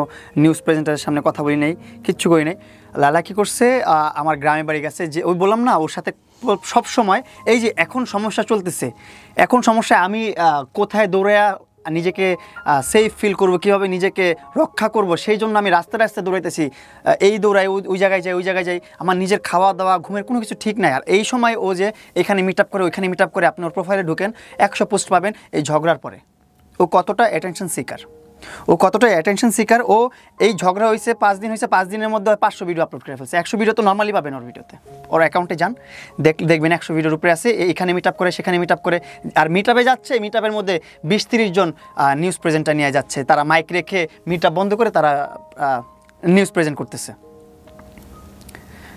তার কতটা সময় আছে তার হাতে তার বিষয় হচ্ছে আমি তো রাষ্ট্রবাদী আমার মামলা রাষ্ট্র লড়বে যা আমি তো মামলা করে দিয়ে এসছি এটাই আমার জন্য অনেক কিছু তারপর একটা রাষ্ট্র বুঝে নেবে আইন বুঝে নেবে সে তার মতন দৌড়াক আমি আমার মতন চিল করি সে তার মতো কিন্তু চিল আছে সে মিট আপ করে এটা করে সেটা করে সে চিল করতেছে মামলা করলো তোমার হ্যাঁ মামলা করলো এই ধর্ষণ মামলা এই দুধ দিয়ে গোসল করলাম দুধ দিয়ে গোসল করার পর আমি বললাম যে আর জীবনে এই মহিলার কাছে যাবো না এই মহিলার কাছে আর জীবনে যাবো না 1 বছর কিন্তু পার হয়ে গেছে যাই নেই 1 বছরের মধ্যে এই 1 মাস আগে মাসুদ ভাই বলতেছে যে এইভাবে মামলা চলতেই থাকবে হাজিরা দিতেই থাকবে শেষ হবে না নারী কেলেঙ্কারি মামলা তো এগুলো শেষ হয় না এগুলো খুবই ঝামেলা সারা জীবন নষ্ট হয়ে যাবে জীবন ফিউচার সুন্দর করতে পারবি না সো বেটার হয় যে তোর একটা ভালো একটা মিউচুয়াল আন্ডারস্ট্যান্ডিং আইসা মামলাটা ক্লোজ কর এই হচ্ছে আমাকে বলা হলো ঠিক আছে ভাই আপনারা যেটা ভালো মনে করেন এখন আমার তো আর মুরব্বী তাদের কি মানি তারা বলছে যেহেতু ভাই যেটা ভালো মনে করেন আমাকে তারপর নিস্তার দেন যেভাবে ভালো হয় আমার জন্য আমার লাইফের জন্য তারপর তারা মিলাই দিল আমাদেরকে মিলাই দিয়া সে বললো যে ঠিক আছে তুমি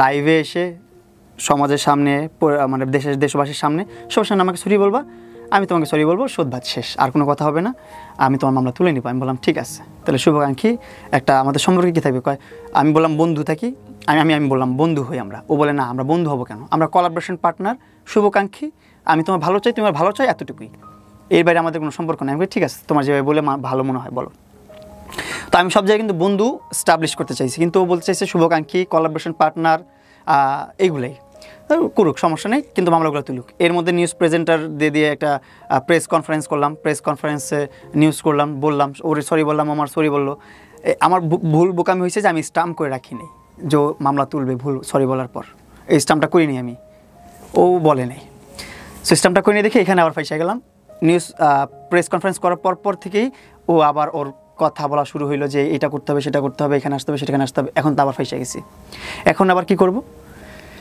এখন যখন যা বলে তখন তাই করতে হয় যখন বলতে হয় এখন দিন রাইতে বলে দিন আর রাইতের বেলা দিন মানতে হয় এরকম ধরে দিবে পুলিশে নাহলে পুলিশে ধরা দিবে মামলা আবার স্টার্ট করে দিবে মামলায় যেভাবে পারে সেভাবে করবে পরে আমি বললাম ঠিক আছে তুমি যেভাবে বলবো সেভাবেই হোক আমরা ভালো বন্ধু হিসাবে থাকি পরে এমনও হয়েছে যে আমি নিউজ করতেছি তখন আমি বলতেছি আমার বিয়ে হলে যখন প্রশ্ন করছে মানুষজন আপনারা দেখছেন হয়তো বা অনেক জায়গায় যে মামুন যদি বিয়ে করে আপনার কোনো সমস্যা আছে কিনা বলতেছে আমার কোনো সমস্যা নাই মামুন বিয়ে করবে মামুনের হানিমুনি নিয়ে যাবো আফ্রিকাতে মামুনের এটা করে দেবো সেটা করে দেবো এইগুলো পর্যন্ত বলছে নির্লজ্জ মানুষটা এগুলো বলার পর আমি কোন মেয়ের সাথে ঘুরলাম না করলাম কোন ফ্রেন্ড নিয়ে ঘুরলাম কোন ফ্রেন্ডের সাথে মেক আউট করলাম তারপর কি বলে ডেট করলাম সেইগুলো নিয়ে তার কত সমস্যা কত ঝামেলা সে কেন করলাম এখন তোর মামলা তুলব না কি করবি করে নে প্রত্যেকবার এর থ্রেট আসতেই আছে যতবার আমি কোথাও যাই ঘুরতে ফ্রেন্ডদের সাথে আড্ডা মারতে যাই ততবারই আমার ফোন দিয়ে বাজে ব্যবহার করে আর বলে যে তোর মামলা তুলব না আর ওইখান থেকে ফিরে আমি বারবার ওর কনভিন্স করি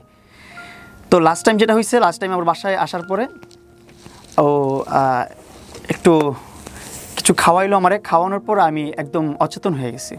অচেতন হয়ে আমি ওর বাসায় শুয়ে আছি, মানে অজ্ঞান হয়ে পড়ে আছি। আমি আপনাকে যদি দেখাই, এটা সুন্দর নর্মাল ঘুম না, নর্মাল। এই ভিডিওটা তুমি পেলা কিভাবে?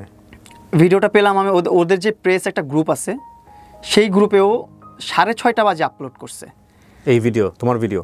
আমার পার্সোনাল ব্যক্তিগত ছবি, ভিডিও সব কিছু। আমি আপনাদেরকে একটু দেখাই। এই যে ক্রাইম, ভেরি ডেঞ্জারাস ক্রাইম। এই যে দেখেন, made the press, made the press. এটা উনি করেছে, তুমি শিওর? হ্যাঁ, ওনার ভেরিফাইড নাম্বার আমি দেখাই আপনাকে, আমি তো পুরো স্ক্রিন রেকর্ড করে রাখছি। তারপরে এই যে এটা ওনার ভেরিফাইড পেজ, ভেরিফাইড পেজ থেকে পোস্ট করা। এই মেয়েটা আমার একটা খুব ভালো একটা ফ্রেন্ড। দেখি ভিডিওটা। এটা হ্যাঁ, এগুলো তো আলোচনা হয়েছে, সমালোচনা হয়েছে। So why don't you take some legal action? এই মেয়েটা খুব ভালো একটা ফ্রেন্ড আমার। ও চিটাগাং ভালো ফ্রেন্ড এইভাবে ছবি তোলে? আচ্ছা, আমি তোমাদের জেনারেশন নিয়ে কথা বলতে চাই না ভাই, তোমরা এত ক্লোজ হতে পারো কিনা? Okay fine. ও হ্যাঁ, ওর পেজ থেকেই তো করছে এটা। ওর পেজ থেকে করছে। ও এটা কারণ আছে এভাবে ছবি তোলার। কারণ কি, ওর একটা বয়ফ্রেন্ড আছে অস্ট্রেলিয়াতে। জায়গার ডিটেইলস বলা দরকার নেই। এটা কে ছিল? এটা আমার একটা কাজের মেয়ে, মানে কাজ করার, মানে ভিডিও কন্টেন্টের কাজের মেয়ে। সেখানে আমরা এইভাবে okay fine. So you have T-shirt পরা আছি আমি এখানে। এখানে। She is also popular content creator. হ্যাঁ। ওর নাম কি? অনামিকা ঐশী। তো ও আমার খুব ভালো ফ্রেন্ড। মানে ওর সাথে তোমার যে ধরনের ভিডিও, সেটা তো তোমাদের মধ্যে ইন্টিমেসি ছিল? না, তোমাদের ব্যক্তিগত বিষয়। ইন্টিমেসি ভিডিও না, ব্যক্তিগত বিষয়। ঠিক আছে, ইন্টিমেসি কোনো ভিডিও নাই আমার এখানে, আমার কোনো পর্নোগ্রাফি ভিডিও নাই এখানে। আচ্ছা, অনামিকা ঐশীর সঙ্গে তোমার যে ভিডিওটা, এগুলো পর্নোগ্রাফি নাই এখানে, কোনো স্ক্যান্ডাল নাই। সব নর্মাল ভিডিওগুলোকে ও খারাপভাবে ওইখানে আবার পর্নোগ্রাফি ঢুকাই দিছে, অন্য মানুষের ভিডিও ঢুকাই দিয়ে সেগুলো আপলোড করছে। ওকে, আমি আপনাকে ওই জিনিসটা দেখাই একটু। জি। এই যে এই রেকর্ডের মধ্যে আছে, এই যে নাম্বারটা। আচ্ছা, ওই আরেকটা ঘটনা যেটা বলতেছিলাম, এটা একটু বলা দরকার ছিল, একটু বলি। ওই যে বললেন যে ফ্রেন্ডদের সাথে ছবি তুলে, এই মেয়েটা আবার কি করছে, মেয়েটার সাথে ওই দিনে প্রথম পরিচয় আমার। মেয়েটা ওর বয়ফ্রেন্ডকে ট্রিগার হয়ে বয়ফ্রেন্ডের উপর রাগ করে, বয়ফ্রেন্ড কি করছে, থাকে ঢাকার, বাংলাদেশের বাইরে, ওই আবার আরেকটা মেয়ে নিয়ে ঘুরছে, ডেট করছে। দুজন খুব লয়াল ছিল।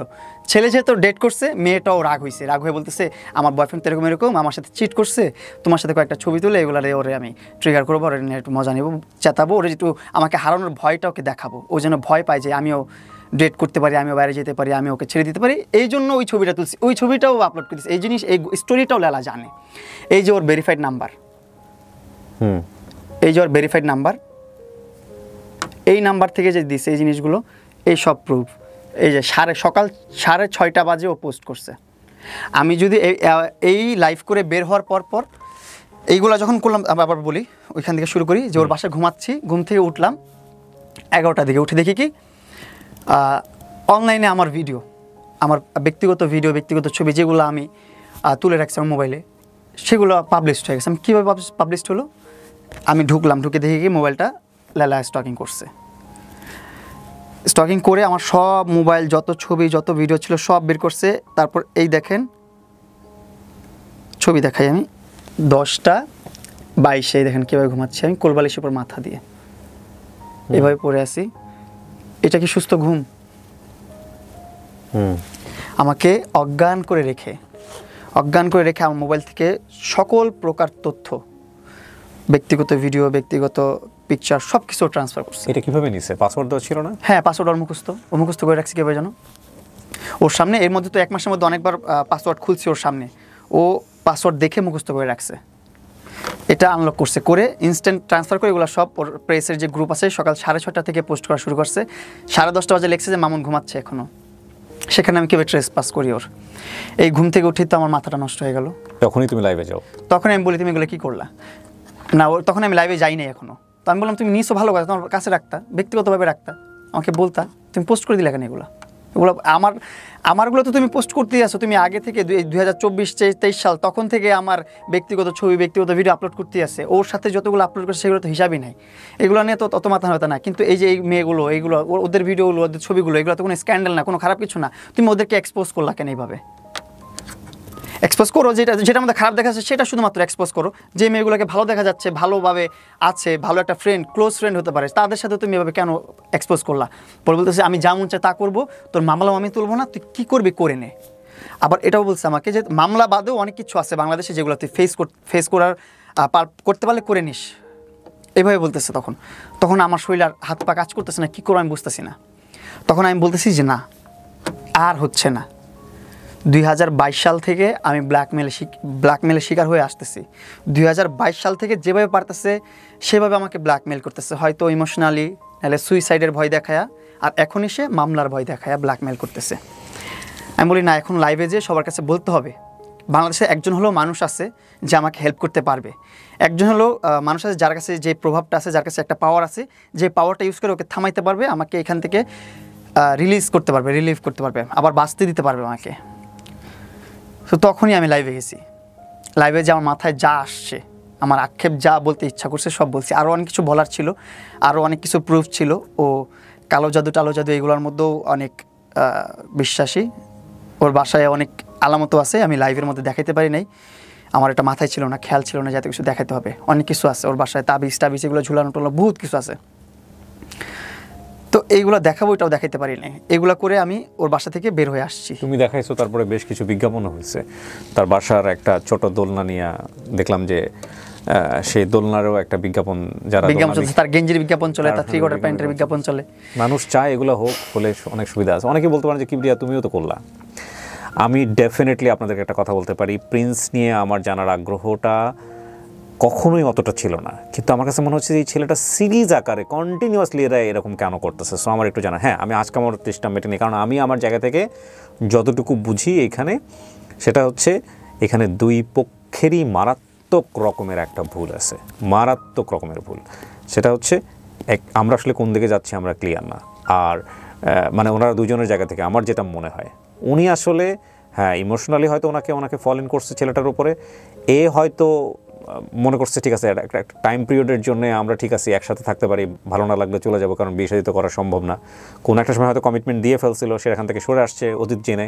কোনটা সত্য কোনটা মিথ্যা সেটা আল্লাহ ভালো জানেন। But the fact is that এই অসম সম্পর্ক নিয়ে যে সোশ্যাল মিডিয়াতে যে কাদা ছোড়াছুড়ি, সেটার কারণে আমার একটা আগ্রহ তৈরি হয়েছিল, যে কারণে আমি নীরবকে নক দিই। কারণ নীরব ওকে একটা ইন্টারভিউ করেছিলাম যে আসলে কী একটু পুরো গল্পটা জানি। আমি আসলে আমার কাছে মনে হয়েছে ও আজকে যেটা এগুলো বললো বা যে জায়গায় এসে দাঁড়াইছে, তাতে আমার কাছে মনে হয়েছে এই গল্পের আমার ব্যক্তিগত অভিমতের জায়গা থেকে আমি যদি বলি, তাতে আমি বলবো যে 20% সত্য, বাকি 80% আমার কাছে মনে হয়েছে যে ও ব্যাকআপ দেওয়ার চেষ্টা করছে, অনেক কিছু বলে নাই এখানে।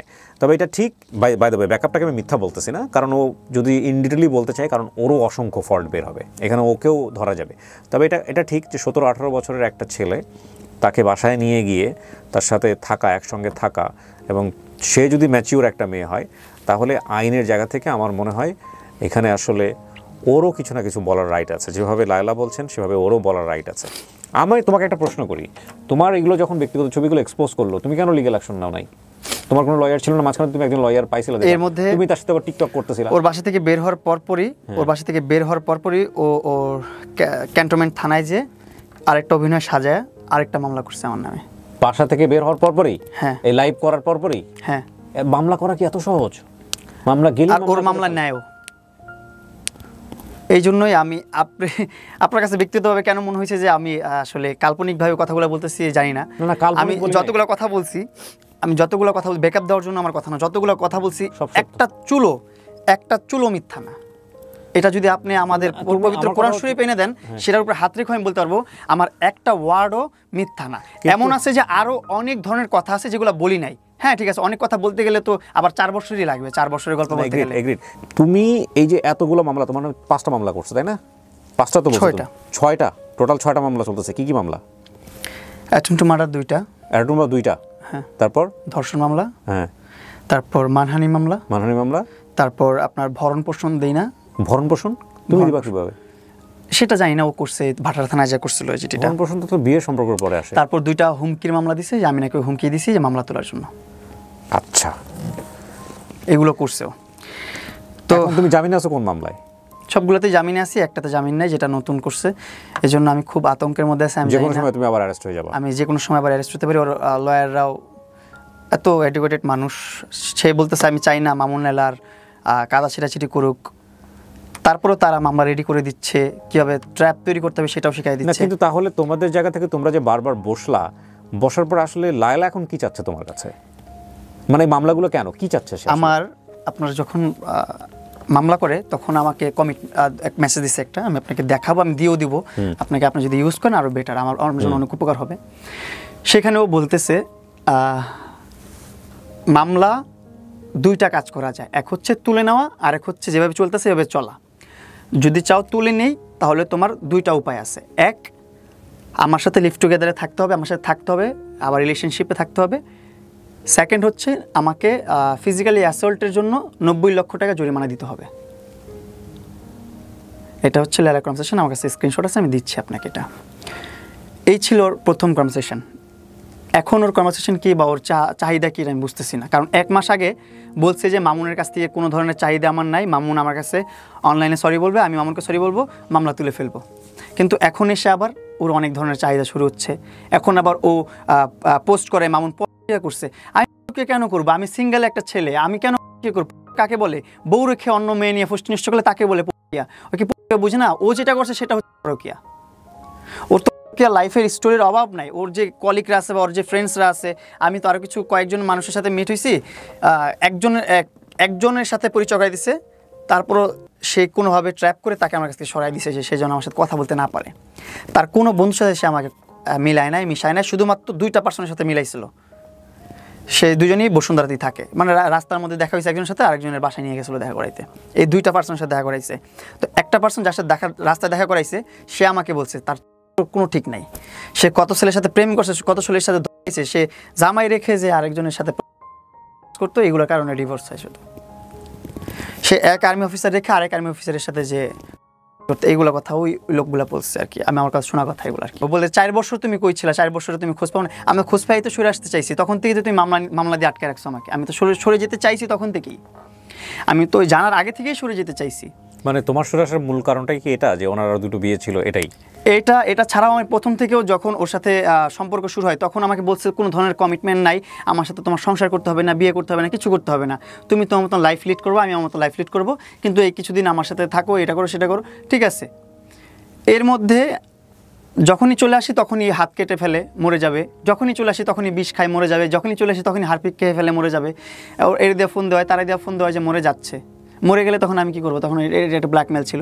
এখন ওইগুলো আর ব্ল্যাকমেল, মরে গেলে তুমি যে মামলা খাটবা, সেই মামলা তো হয়ে গেল 6টা, এখন তুমি হ্যাঁ ওই সেটাতে তুমি রাজি ছিলা বলে এখন 6টা খাইছো, এই হচ্ছে বিষয়।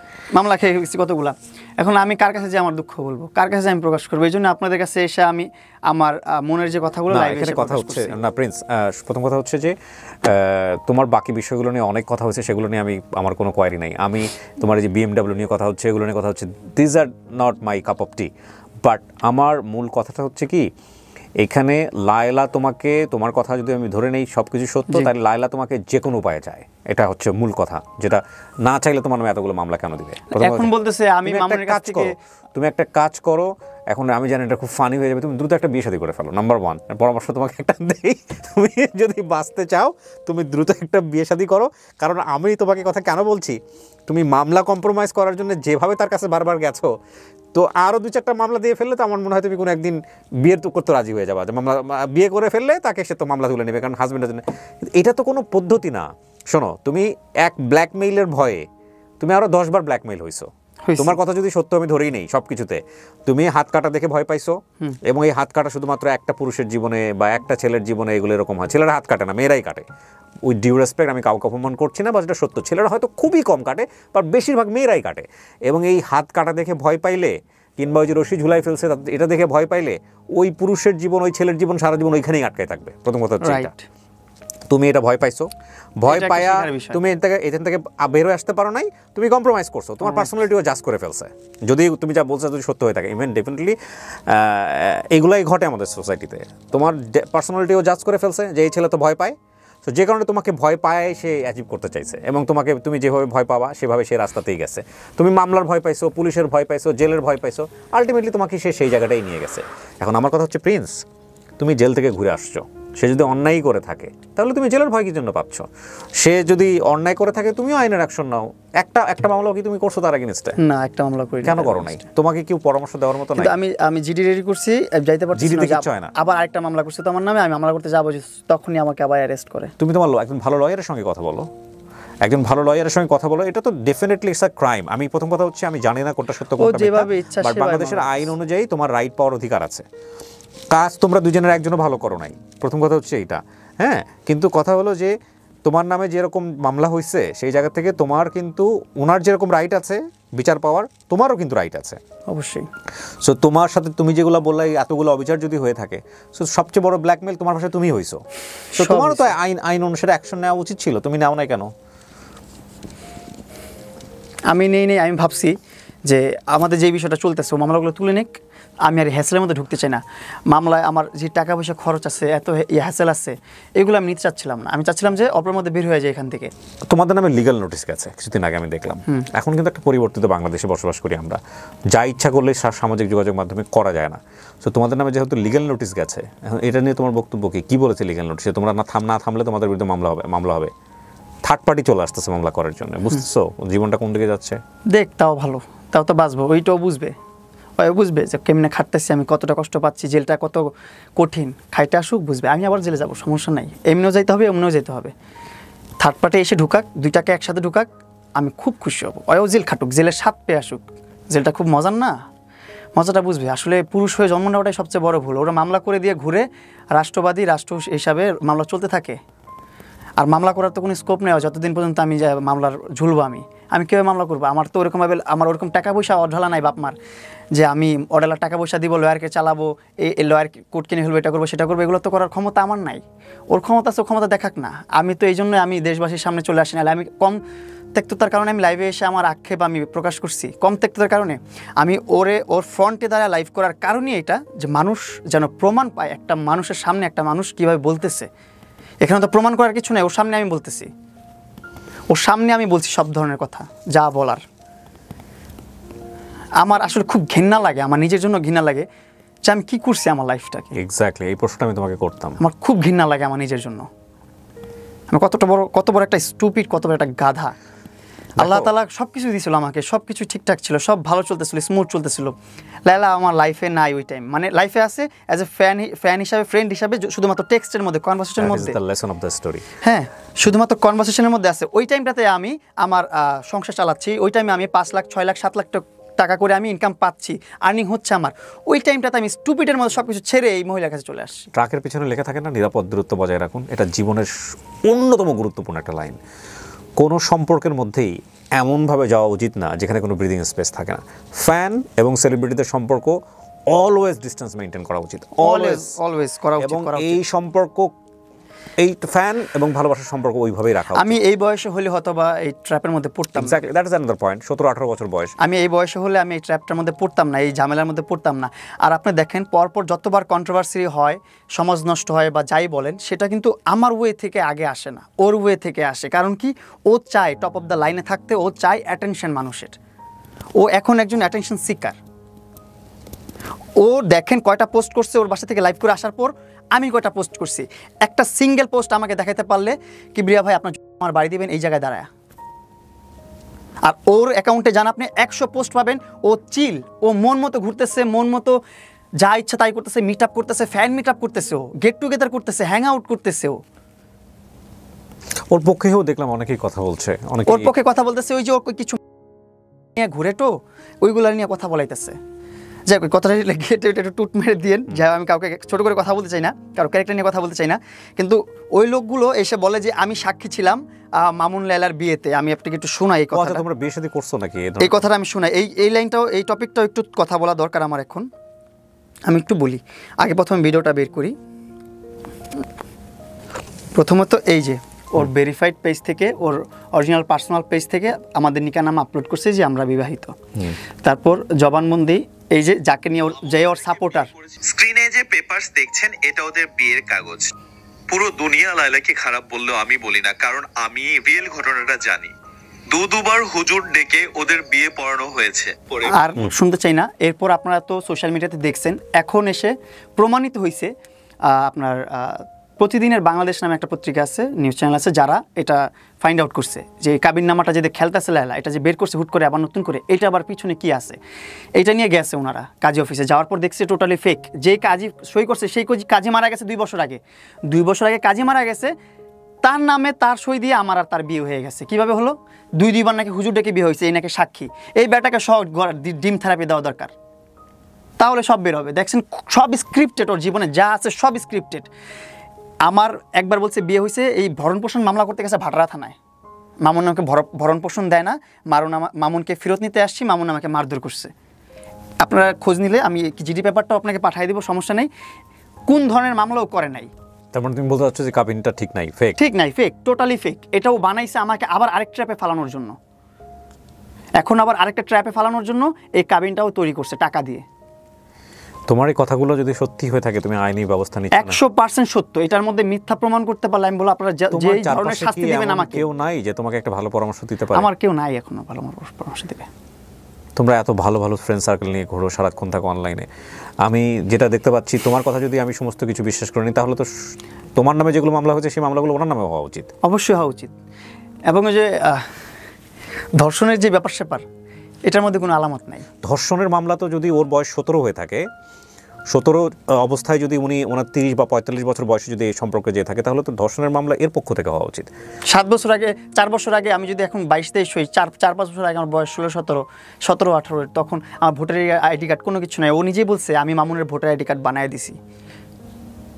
চাইল্ড অ্যাবিউজ হয়েছে না? দেখেন, বিষয়গুলো অনেক জটিল। আমি একটা কথা বলি, এই যে নোংরামি, কাদা ছড়াছড়ি এগুলো হচ্ছে, এগুলো নিয়ে মানুষ একসময় আর মজা পাবে না। মানুষ একসময় আর মজা পাবে না, অলরেডি এখন আর মজা পায় না। যদি আমি এগুলো কখনো টপ অফ দ্য লাইনে আনতে চাই না, এগুলো কখনো সামনে আনতে চাই না। ভিউজ হচ্ছে, এটা ঠিক, হ্যাঁ ভিউজ হচ্ছে, এটা ঠিক, বাট এটা ঠিক একটা সময় গিয়ে আপনারা কিন্তু সব দুজনেই বিপদে পড়ে যাবেন, ঠিক আছে? কারণ সত্য কথা বলতে যেটা হচ্ছে, এই যে তৃতীয় পক্ষ যারা এখন কিন্তু যে লিগ্যাল নোটিশ পাঠাচ্ছে, এখান থেকে পাঠাচ্ছে, একটা সময় এগুলো আর ভালো লাগবে না, এবং আমাদেরও নিশ্চয়ই এগুলো নিয়ে আর ভালো লাগবে না। তো আমার মনে হয় কি, কাউকে না কাউকে তো থামতে হবে আসলে। হ্যাঁ, জোর করেও যেমন কাউকে পাওয়া যায় না। আর দ্বিতীয় কথা হচ্ছে যে কেউ যদি থাকতে না চায়, সম্পর্ক এমন একটা জিনিস, সেখানে আসলে কোনো আইন, কোনো আদালত দিয়েও সেটা আটকানো যায় না। দিন শেষে ক্ষতির পরিমাণ কিন্তু বহুত, ক্ষতিটা এত বেশি, লায়লা বলেন বা মামুন বলেন, যেই বলেন না কেন, আপনাদের দুজনের যে ব্যক্তিগত ইমেজ, পারিবারিক ইমেজ, এটার যে ক্ষতি হয়েছে, এই ক্ষতি কিন্তু আপনারা কোনোভাবেই পূরণ করতে পারবেন না। এরপরে আপনারা দেখবেন যে পাবলিক ইনসিডেন্ট ঘটে যেতে পারে, ঘটবেও। একসময় দেখবেন যে আমাদের বইমেলাতে কিন্তু বেশ কিছু পাবলিক ইনসিডেন্ট ঘটেছিল, আপনাদের মনে আছে কি না জানি না। সেখানে কিন্তু মানুষ কিন্তু এই জিনিসগুলো ধীরে ধীরে রিয়্যাক্ট করা শুরু করছে, ভুয়া ভুয়া স্লোগান দেওয়া থেকে শুরু করে এক ধরনের মানে ফিজিক্যাল অ্যাসাল্টের দিকে চলে যাচ্ছিল। সো সেই দিন হয়তো খুব বেশি দূরে না, এগুলো মানুষকে যতটা বেশি ক্যাওয়েটিক পজিশনে দিবেন, হয়তো আল্লাহ না করুক আপনারা হয়তো এরকম কোনো কিছু ফেস করবেন। সো আমার মনে হয় আপনাদের থামা উচিত, দুজনেরই থামা উচিত। ও এনজয় করে, আর ও হ্যাং আউট করতেছে, গেট টুগেদার করতেছে, 2-4-500 মানুষ নিয়ে, 2-4-5 হাজার মানুষ নিয়ে হ্যাং আউট করতেছে। আমার মনে হয় যে এগুলো থামানো উচিত। আর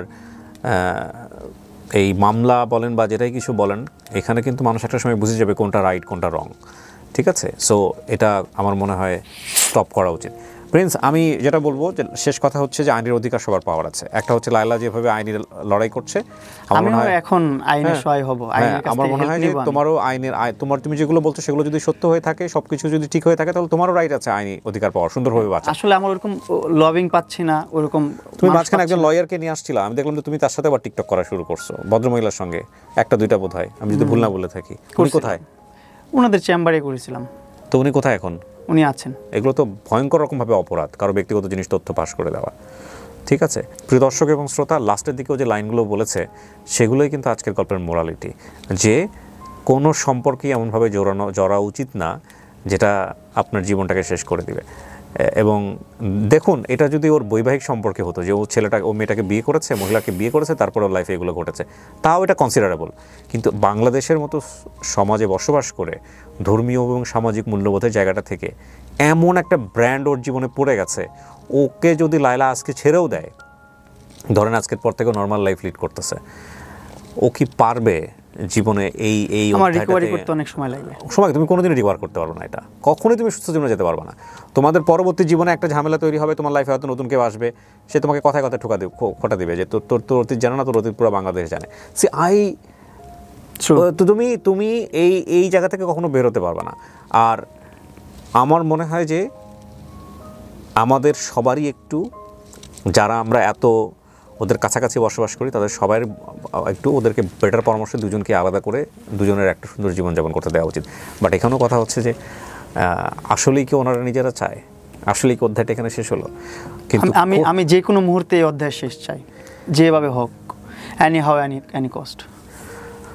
শেষ করছি আমরা আজকের মতো। অধ্যায় শেষ হলো কিনা জানি না, দুজনেই আপনারা স্বাভাবিক জীবনযাপন করেন, আমরাও স্বাভাবিক জীবনযাপন করি, এটাই আমরা চাই। আমি স্বাভাবিক জীবন ফিরে পেতে চাই আপনাদের মাধ্যমে। সো ভালো থাকেন, এই শেষ করছি আমরা আজকের মতো। আসসালামু আলাইকুম। আল্লাহ হাফেজ।